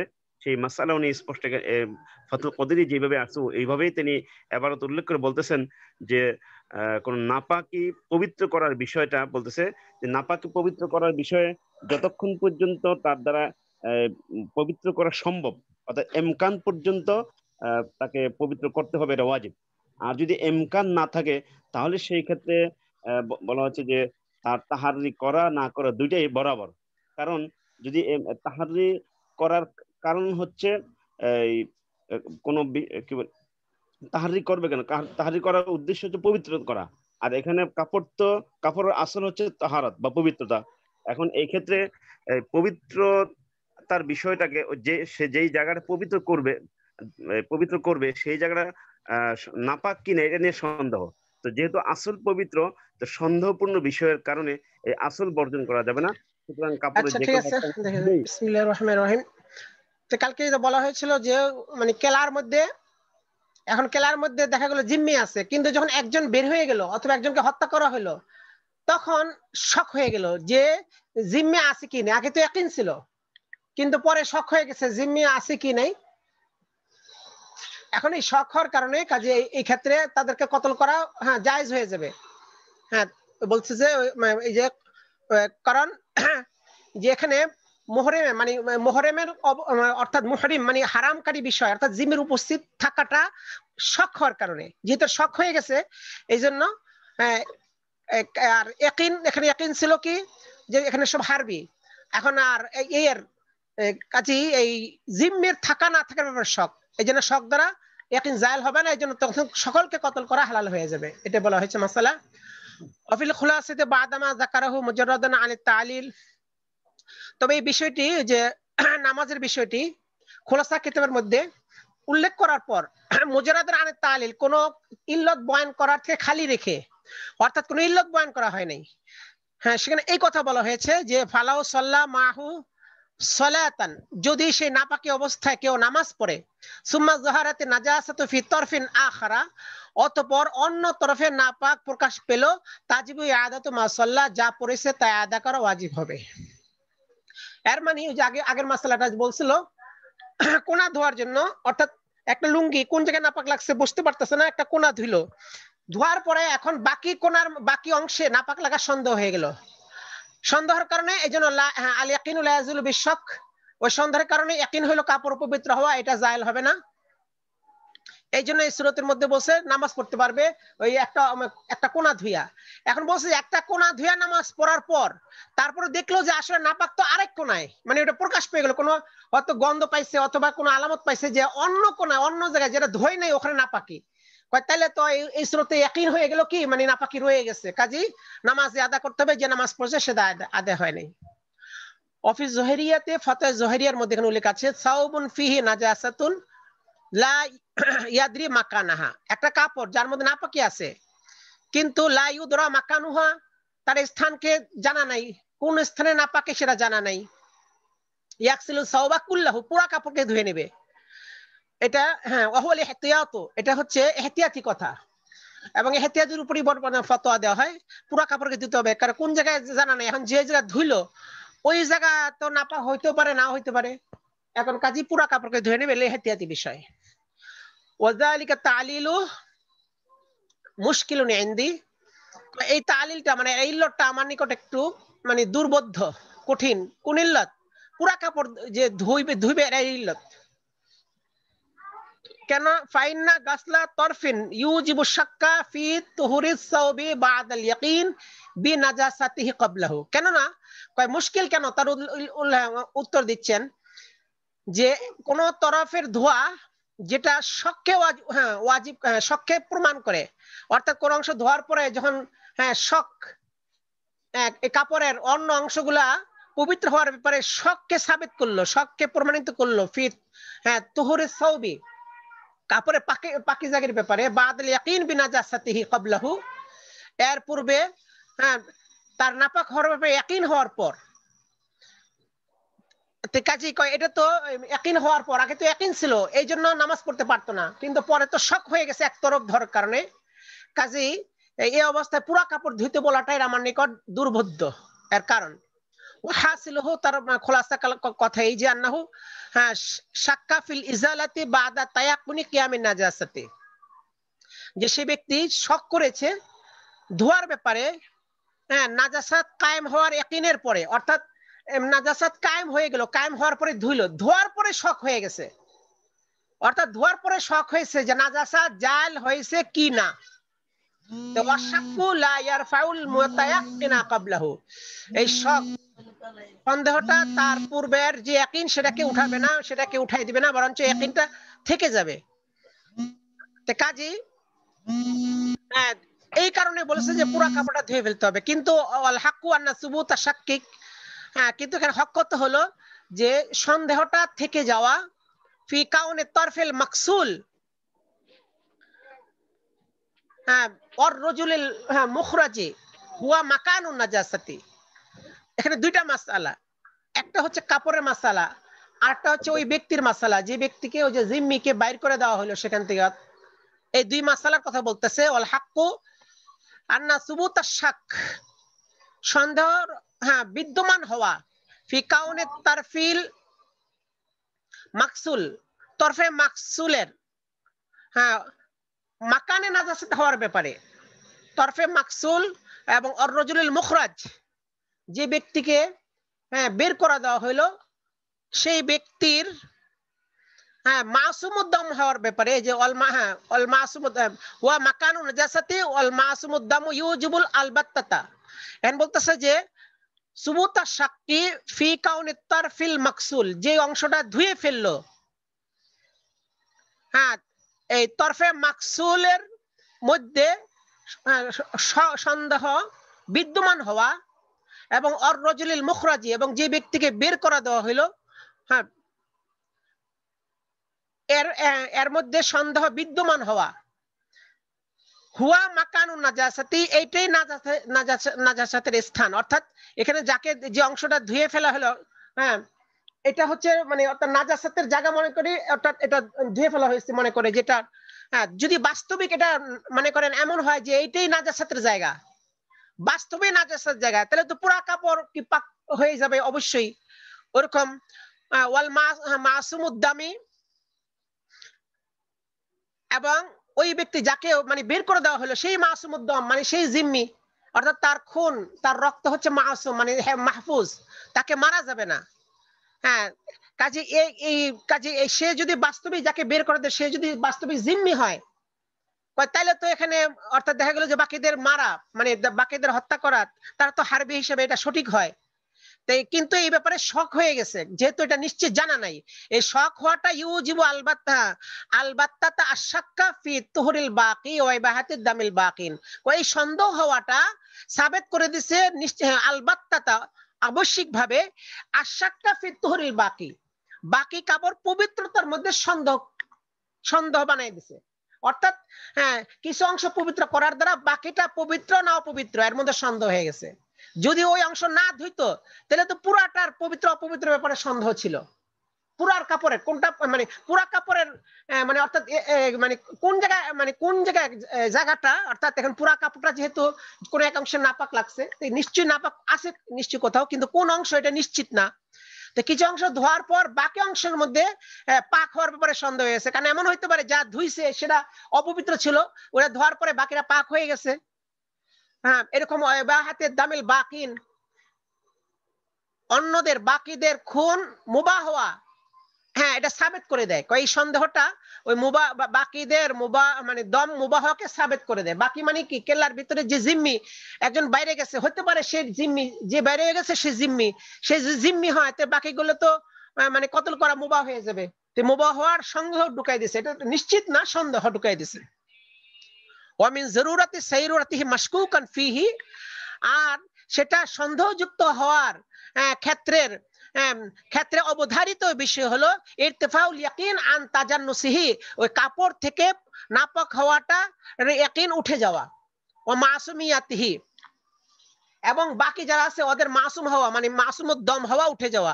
হ্যাঁ, কাজে যেহেতু উঠে গেলে, কাজে যেহেতু কাপড় থেকে বাকি কাপড় থেকে নাপাকিটার ইয়াকিন হ্যাঁ উঠে যাওয়া প্রমাণ হলো, কাজে সেখানে কি করা যাবে, অর্থাৎ এখানে নাপাক হওয়াটা ইয়াকিন নাই, যখন নাপাক ইয়াকিন নাই, নাপাক এবার সন্দেহ হলে হুকুম হলো কি যে নিয়ে নামাজ পড়তে পারবে। কাজে এখন হলো যে এক অংশ ধোয়ার পরে বাকি অংশ দিয়ে নামাজ পড়তে পারবে, এটার জন্য হালাল হয়ে গেল। ওরকম ভাবে যখন এক ব্যক্তি চলে গেল, সেখান থেকে মুখরাজ বের করে দেওয়া হলো অথবা হত্যা করে দেওয়া হলো, এখন বাকিদের উপরে সন্দেহ হয়ে গেল যে এখানে সে আছে কিনা, ইয়াকিনটা আর নাই, ইয়াকিনটা উঠে গেছে ওই সন্দেহ তাকে বের করে দেওয়ার কারণে। যেহেতু সন্দেহ হয়েছে, সন্দেহ অবস্থায় তাদেরকে হত্যা করা যায়, মানে অর্থাৎ সন্দেহ অবস্থায় তাদেরকে হত্যা করা জায়েজ হয়ে যায়।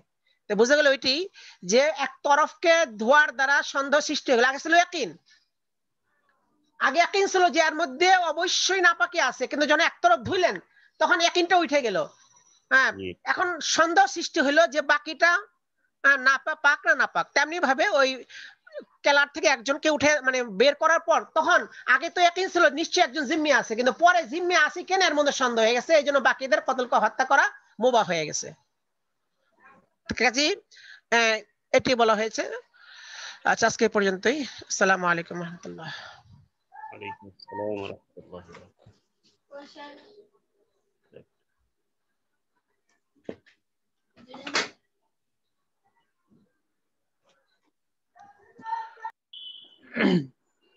আসসালামু আলাইকুম ওয়া রাহমাতুল্লাহি ওয়া বারাকাতুহু।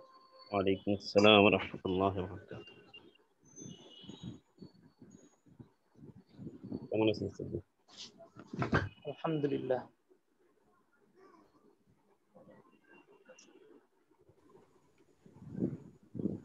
আচ্ছা,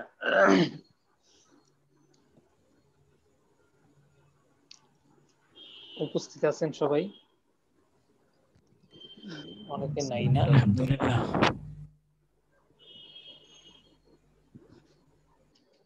আটজন আজকে 8 জন আছে। 8 জন না?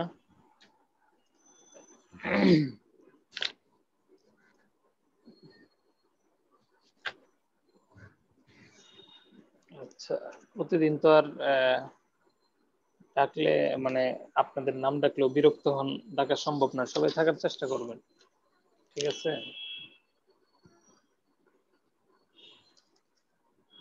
সাইদ আল সুসাদ বলছেন যারা হাজির থাকে না তাদের লিস্ট দিলে উনি হয়তো বা ব্যবস্থা নিবে।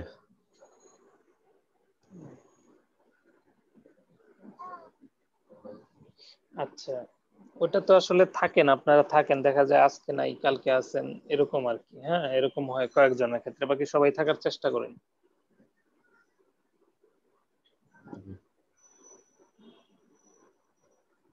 তাহলে আজকে আমাদের সবক শুরু হবে কোত্থেকে? সবক শুরু করে দিই।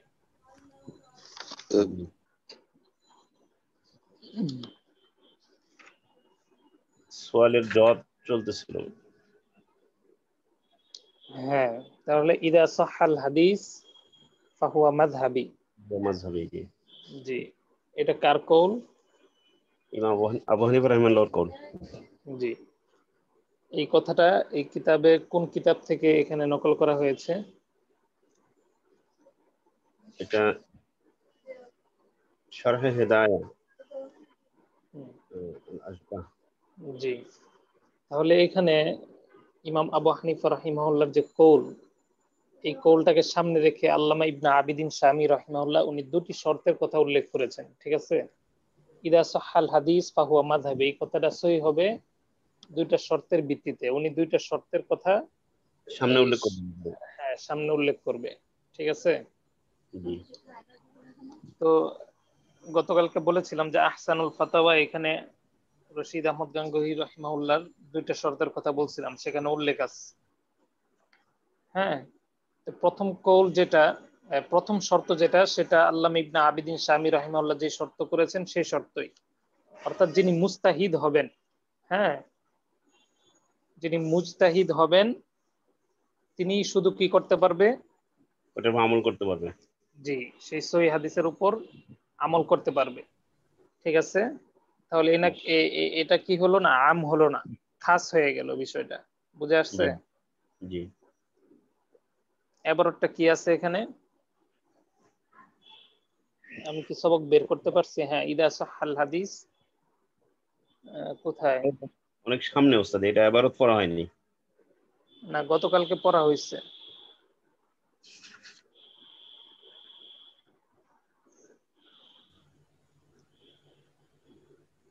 ফাকাদ সাহহা আন আবি হানিফা আন্নাহু ক্বাল, এটা পড়া হয় নাই? ইদা সাহাল, হ্যাঁ, ফাহুয়া মাযহাবি। না, এতটুকুর আলোচনাই করতেছে, আমি শর্তে এখনো যাই নাই। বুঝে আসছে? জি জি। আচ্ছা আচ্ছা, মাওলানা হুসাইন আহমেদ উনি মেসেজে জানিয়েছেন উনি একটু নেটওয়ার্কের সমস্যার কারণে আপ ডাউন করতেছে, আসা যাওয়া। আচ্ছা, তো ঠিক আছে, বাকি সবাই থাকা করেন, নেটওয়ার্ক সিস্টেম ভালো রাখার চেষ্টা করবেন। উমর ফারুক, মাওলানা উমর ফারুক নাই আজকে। হ্যাঁ, এবং ইব্রাহিম, মাওলানা ইব্রাহিম, হ্যাঁ আছেন। জি আছেন। জি, আচ্ছা। কথা গতকালকে বলছিলাম,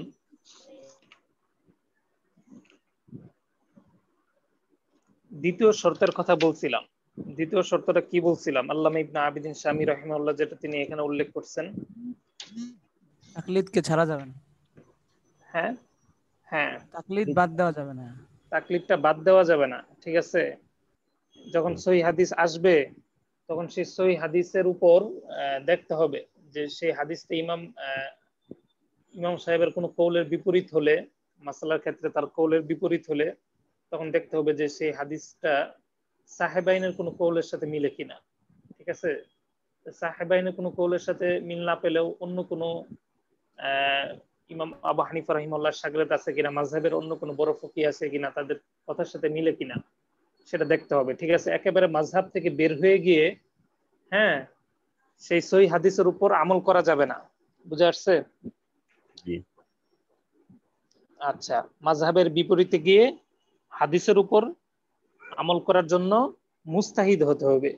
বুঝা বলতে চাচ্ছেন? কথাটা বুঝে আসছে? জি, দুইটা শর্ত দেওয়া হয়েছে। হ্যাঁ, প্রথম শর্তটা কি বলেন? প্রথম শর্তটা হচ্ছে যে মুস্তাহিদ হইতে হবে, যিনি আমল করবেন তাকে মুস্তাহিদ হইতে হবে। আর দ্বিতীয় শর্ত হচ্ছে যে এই রেওয়ায়াত তাকলিদ মাযহাব ছেড়ে দেওয়া যাবে না, মাযহাব থেকে অন্য কোন মাযহাবের অন্য ইমামের কোনো রেওয়ায়েত আছে কিনা বা কওল আছে কিনা তার সাথে মিলিয়ে নিতে হবে। জি, অথবা আল্লামা ইমাম আবু হানিফা রাহিমাহুল্লাহর অথবা হানাফি মাযহাবের উসুল এবং কাওয়ায়েদের সাথে মিলাইতে হবে। ঠিক আছে, সেই কাওয়ায়েদ সেই মূলনীতিগুলোর সাথে উসুলের সাথে যদি মিলে তাহলে কি হাদিসের উপর আমল করা যাবে। বুঝা আসছে?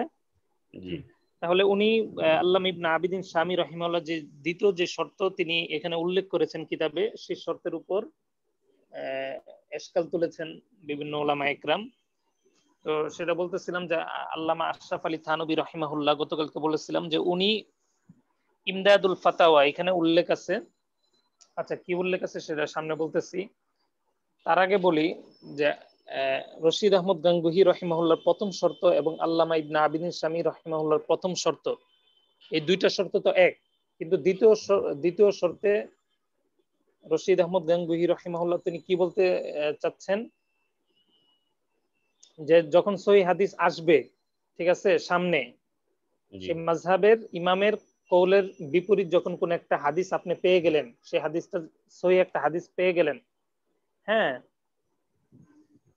তখন এই ব্যাপারে জন্নে গালেব হতে হবে যে এই হাদিসটা কার নিকট পৌঁছে নাই, আবু হানিফার আমাদের কাছে পৌঁছে নাই, হ্যাঁ, মাযহাবের ইমামের নিকট এই হাদিসটাই, সাহেব মাযহাবের নিকট এই হাদিসটা কি করে নাই, আচ্ছা একটু পরে হ্যাঁ, এই হাদিসটা কি করে নাই, পৌঁছে নাই। বুঝা আসছে? জি। আর যদি ওনার কাছে পৌঁছেও থাকে হাদিসটা, তাহলে হাদিস বাদ দিতে হবে তখন। হ্যাঁ, হাদিসটা হয়তো ইমাম আবু হানিফা রাহিমাহুল্লাহ তিনি গ্রহণ করেন নাই, ঠিক আছে, হাদিসটা জয়ীফ হওয়ার কারণে, ঠিক আছে, বা অন্য কোন সনদের দিক থেকে হাদিসটা আপনার দুর্বল হওয়ার কারণে বা হাদিসের মানের কারণে উনি হাদিসটা গ্রহণ করে নাই। তার নিকট এর চাইতে আরো আসাহ সহি শক্তিশালী হাদিস তার নিকট কি ছিল, বিদ্যমান ছিল।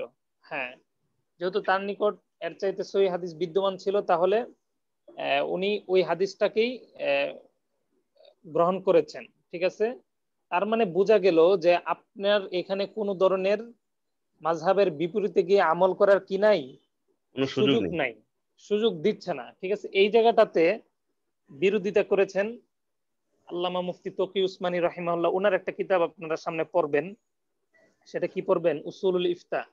বুঝা আসছে? এই কিতাবের ভিতরে আপনারা পাবেন এই সম্পর্কে আলোচনা।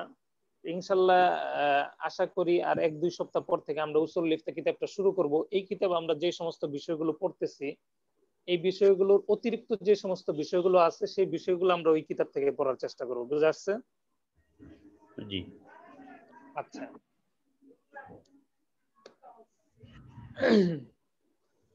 ওইখানে আল্লামা তকি উসমানী রাহিমাহুল্লাহ ওইখানে তিনি বলছেন যে আন্নাহু ইয়াজুজুল ইফতা ওয়াল আমাল বিমাযহাবিল গায়র।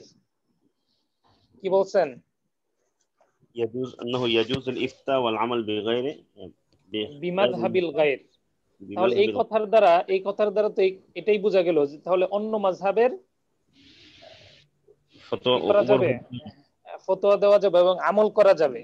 এর দ্বারা তো তাহলে এই দ্বিতীয় শর্ত ওনার এই কথার দ্বারা বোঝা গেল যে উনি আল্লামা ইবনে আবিদিন শামী রাহিমাহুল্লাহ এর দ্বিতীয় শর্তটা কি করেন নাই, মানেন নাই, গ্রহণ করেন নাই। কিন্তু কখন আপনি অন্য মাযহাবের অথবা যখন আপনার কাছে কোনো সহিহ হাদিস আপনার নিকট পৌঁছবে, সেটা ইমাম সাহেবের কওলের বিপরীত, ঠিক আছে, সেই হাদিসের উপর আপনি কখন আমল করতে পারবেন এবং কখন সেই হাদিস অনুযায়ী আপনি ফতোয়া দিতে পারবেন? হ্যাঁ, যখন একজন মুফতি মাযহাব সম্পর্কে তার গভীর পাণ্ডিত্য মানে অর্জন হয়ে যাবে। বুঝা আসছে? যখন একজন মুফতি মাযহাব সম্পর্কে তার গভীর জ্ঞান, হ্যাঁ, গভীর এলেম যখন তার অর্জন হবে এবং সে দলিল সম্পর্কে সে ভালোভাবে জানবে, হ্যাঁ, এবং কুরআন হাদিস সম্পর্কে তার কি থাকবে, গভীর জ্ঞান থাকবে। যদিও সে আপনার মুস্তাহিদের দরজায় পৌঁছে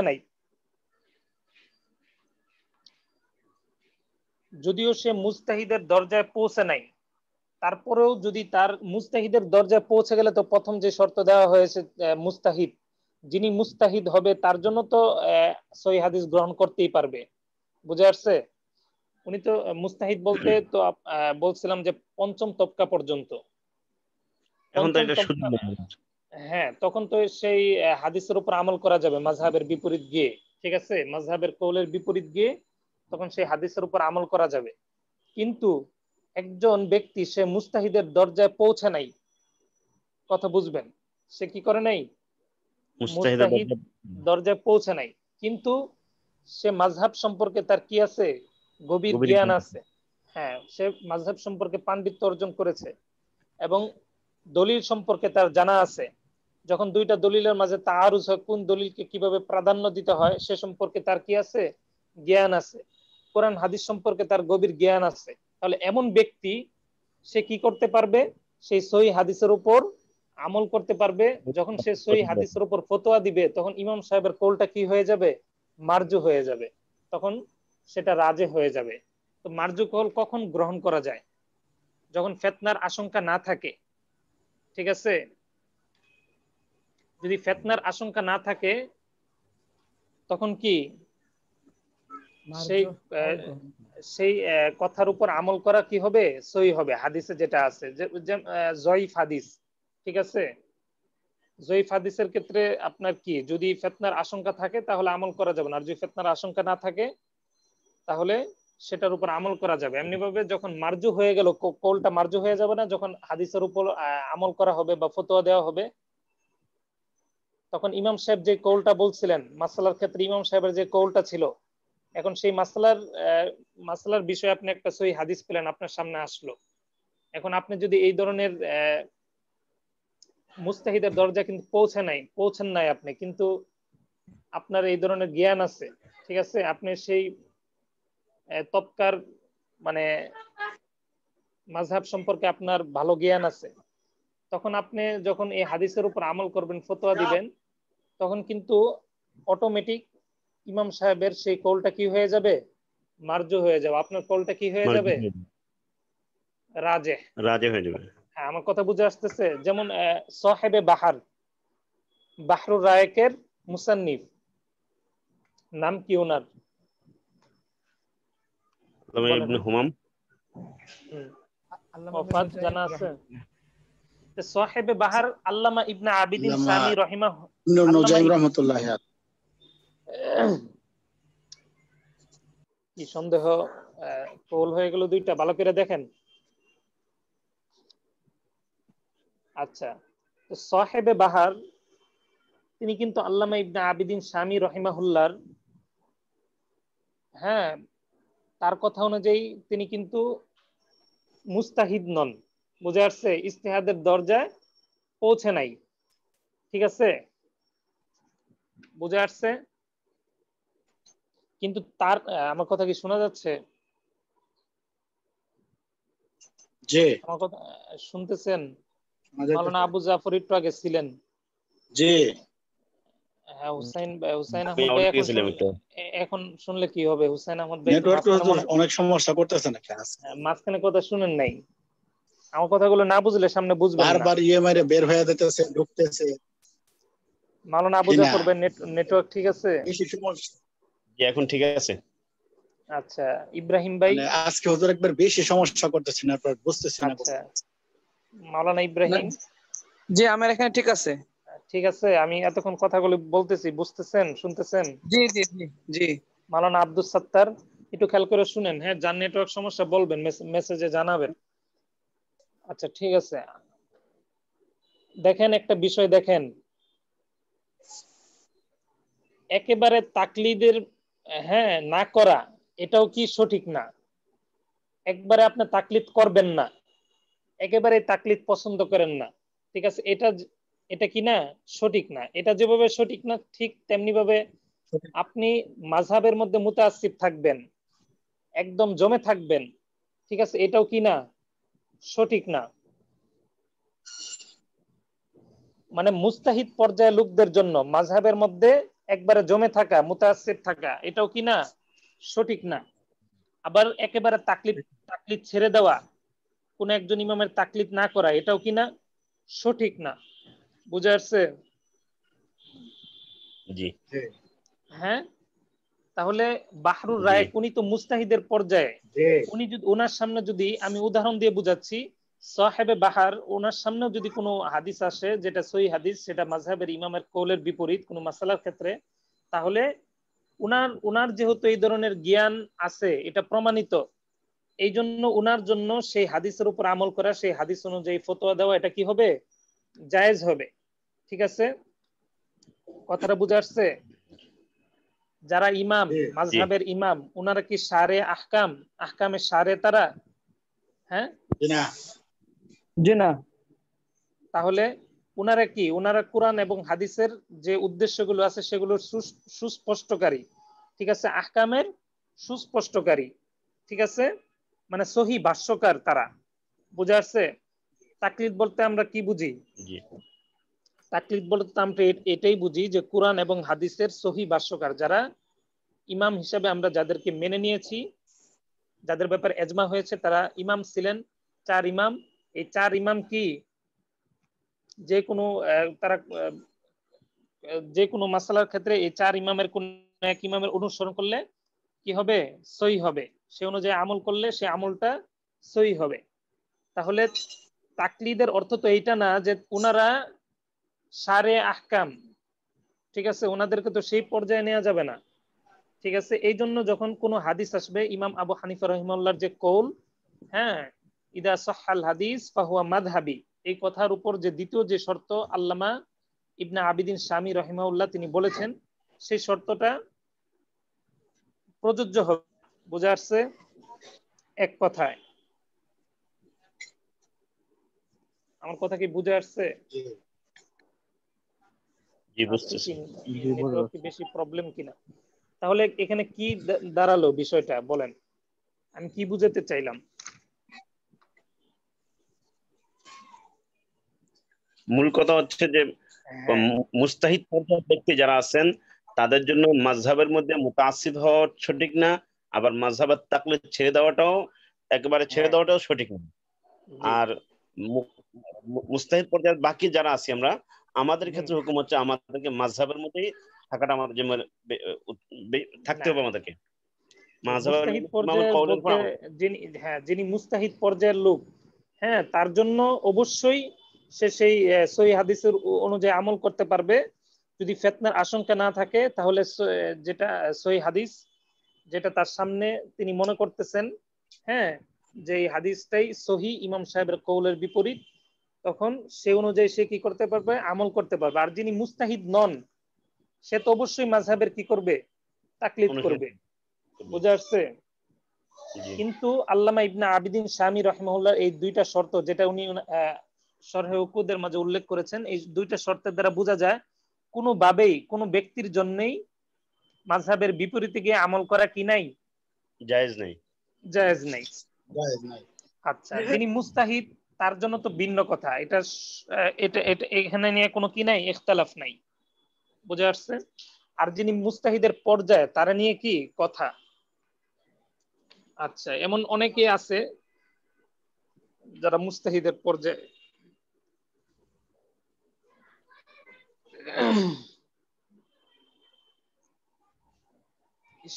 আচ্ছা, শরীরটা খুব খারাপ আজকে।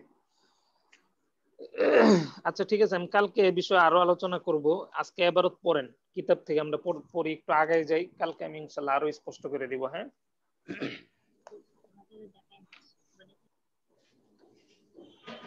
বিসমিল্লাহির রহমানির রহিম। وقد حكى ذلك الإمام ابن عبد البر عن أبي حنيفة وغيره من الأئمة انتهى. ونقله أيضا الإمام الشعراني عن الأئمة الأربعة. قلت ولا يخفى أن ذلك لمن كان أهلا للنظر في النصوص ومعرفة محكمها من এখান থেকে منسوخ আল্লামা ইবনে আবিদিন শামী রাহিমাহুল্লাহ সেই দুইটা শর্তের কথা কি করতেছেন? উল্লেখ করতেছেন।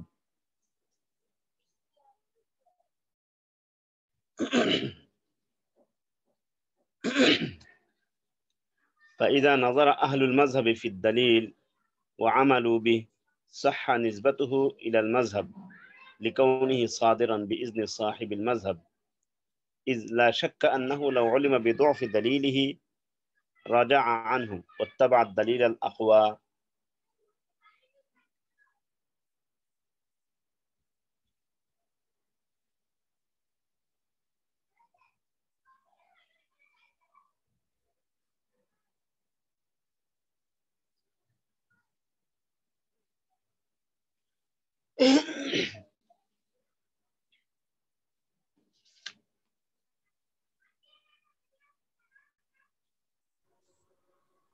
আসসালামু আলাইকুম। কথা শোনা যাচ্ছে? শুনতে পাচ্ছি, একটু আস্তে আওয়াজ হচ্ছে। আস্তে আস্তে আস্তে আস্তে। ফোন আসছিল, হ্যাঁ একটা জরুরি ফোন আসলে এরকম হয়ে যায়। ইনশাল্লাহ আগামীকালকে ইনশাল্লাহ শুরু করি। হ্যাঁ আচ্ছা ঠিক আছে, আজকে জি থাকো। জি। আসসালামু আলাইকুম ওয়া রাহমাতুল্লাহি ওয়া বারাকাতুহু। ওয়ালাইকুম আসসালাম ওয়া রাহমাতুল্লাহি ওয়া বারাকাতুহু।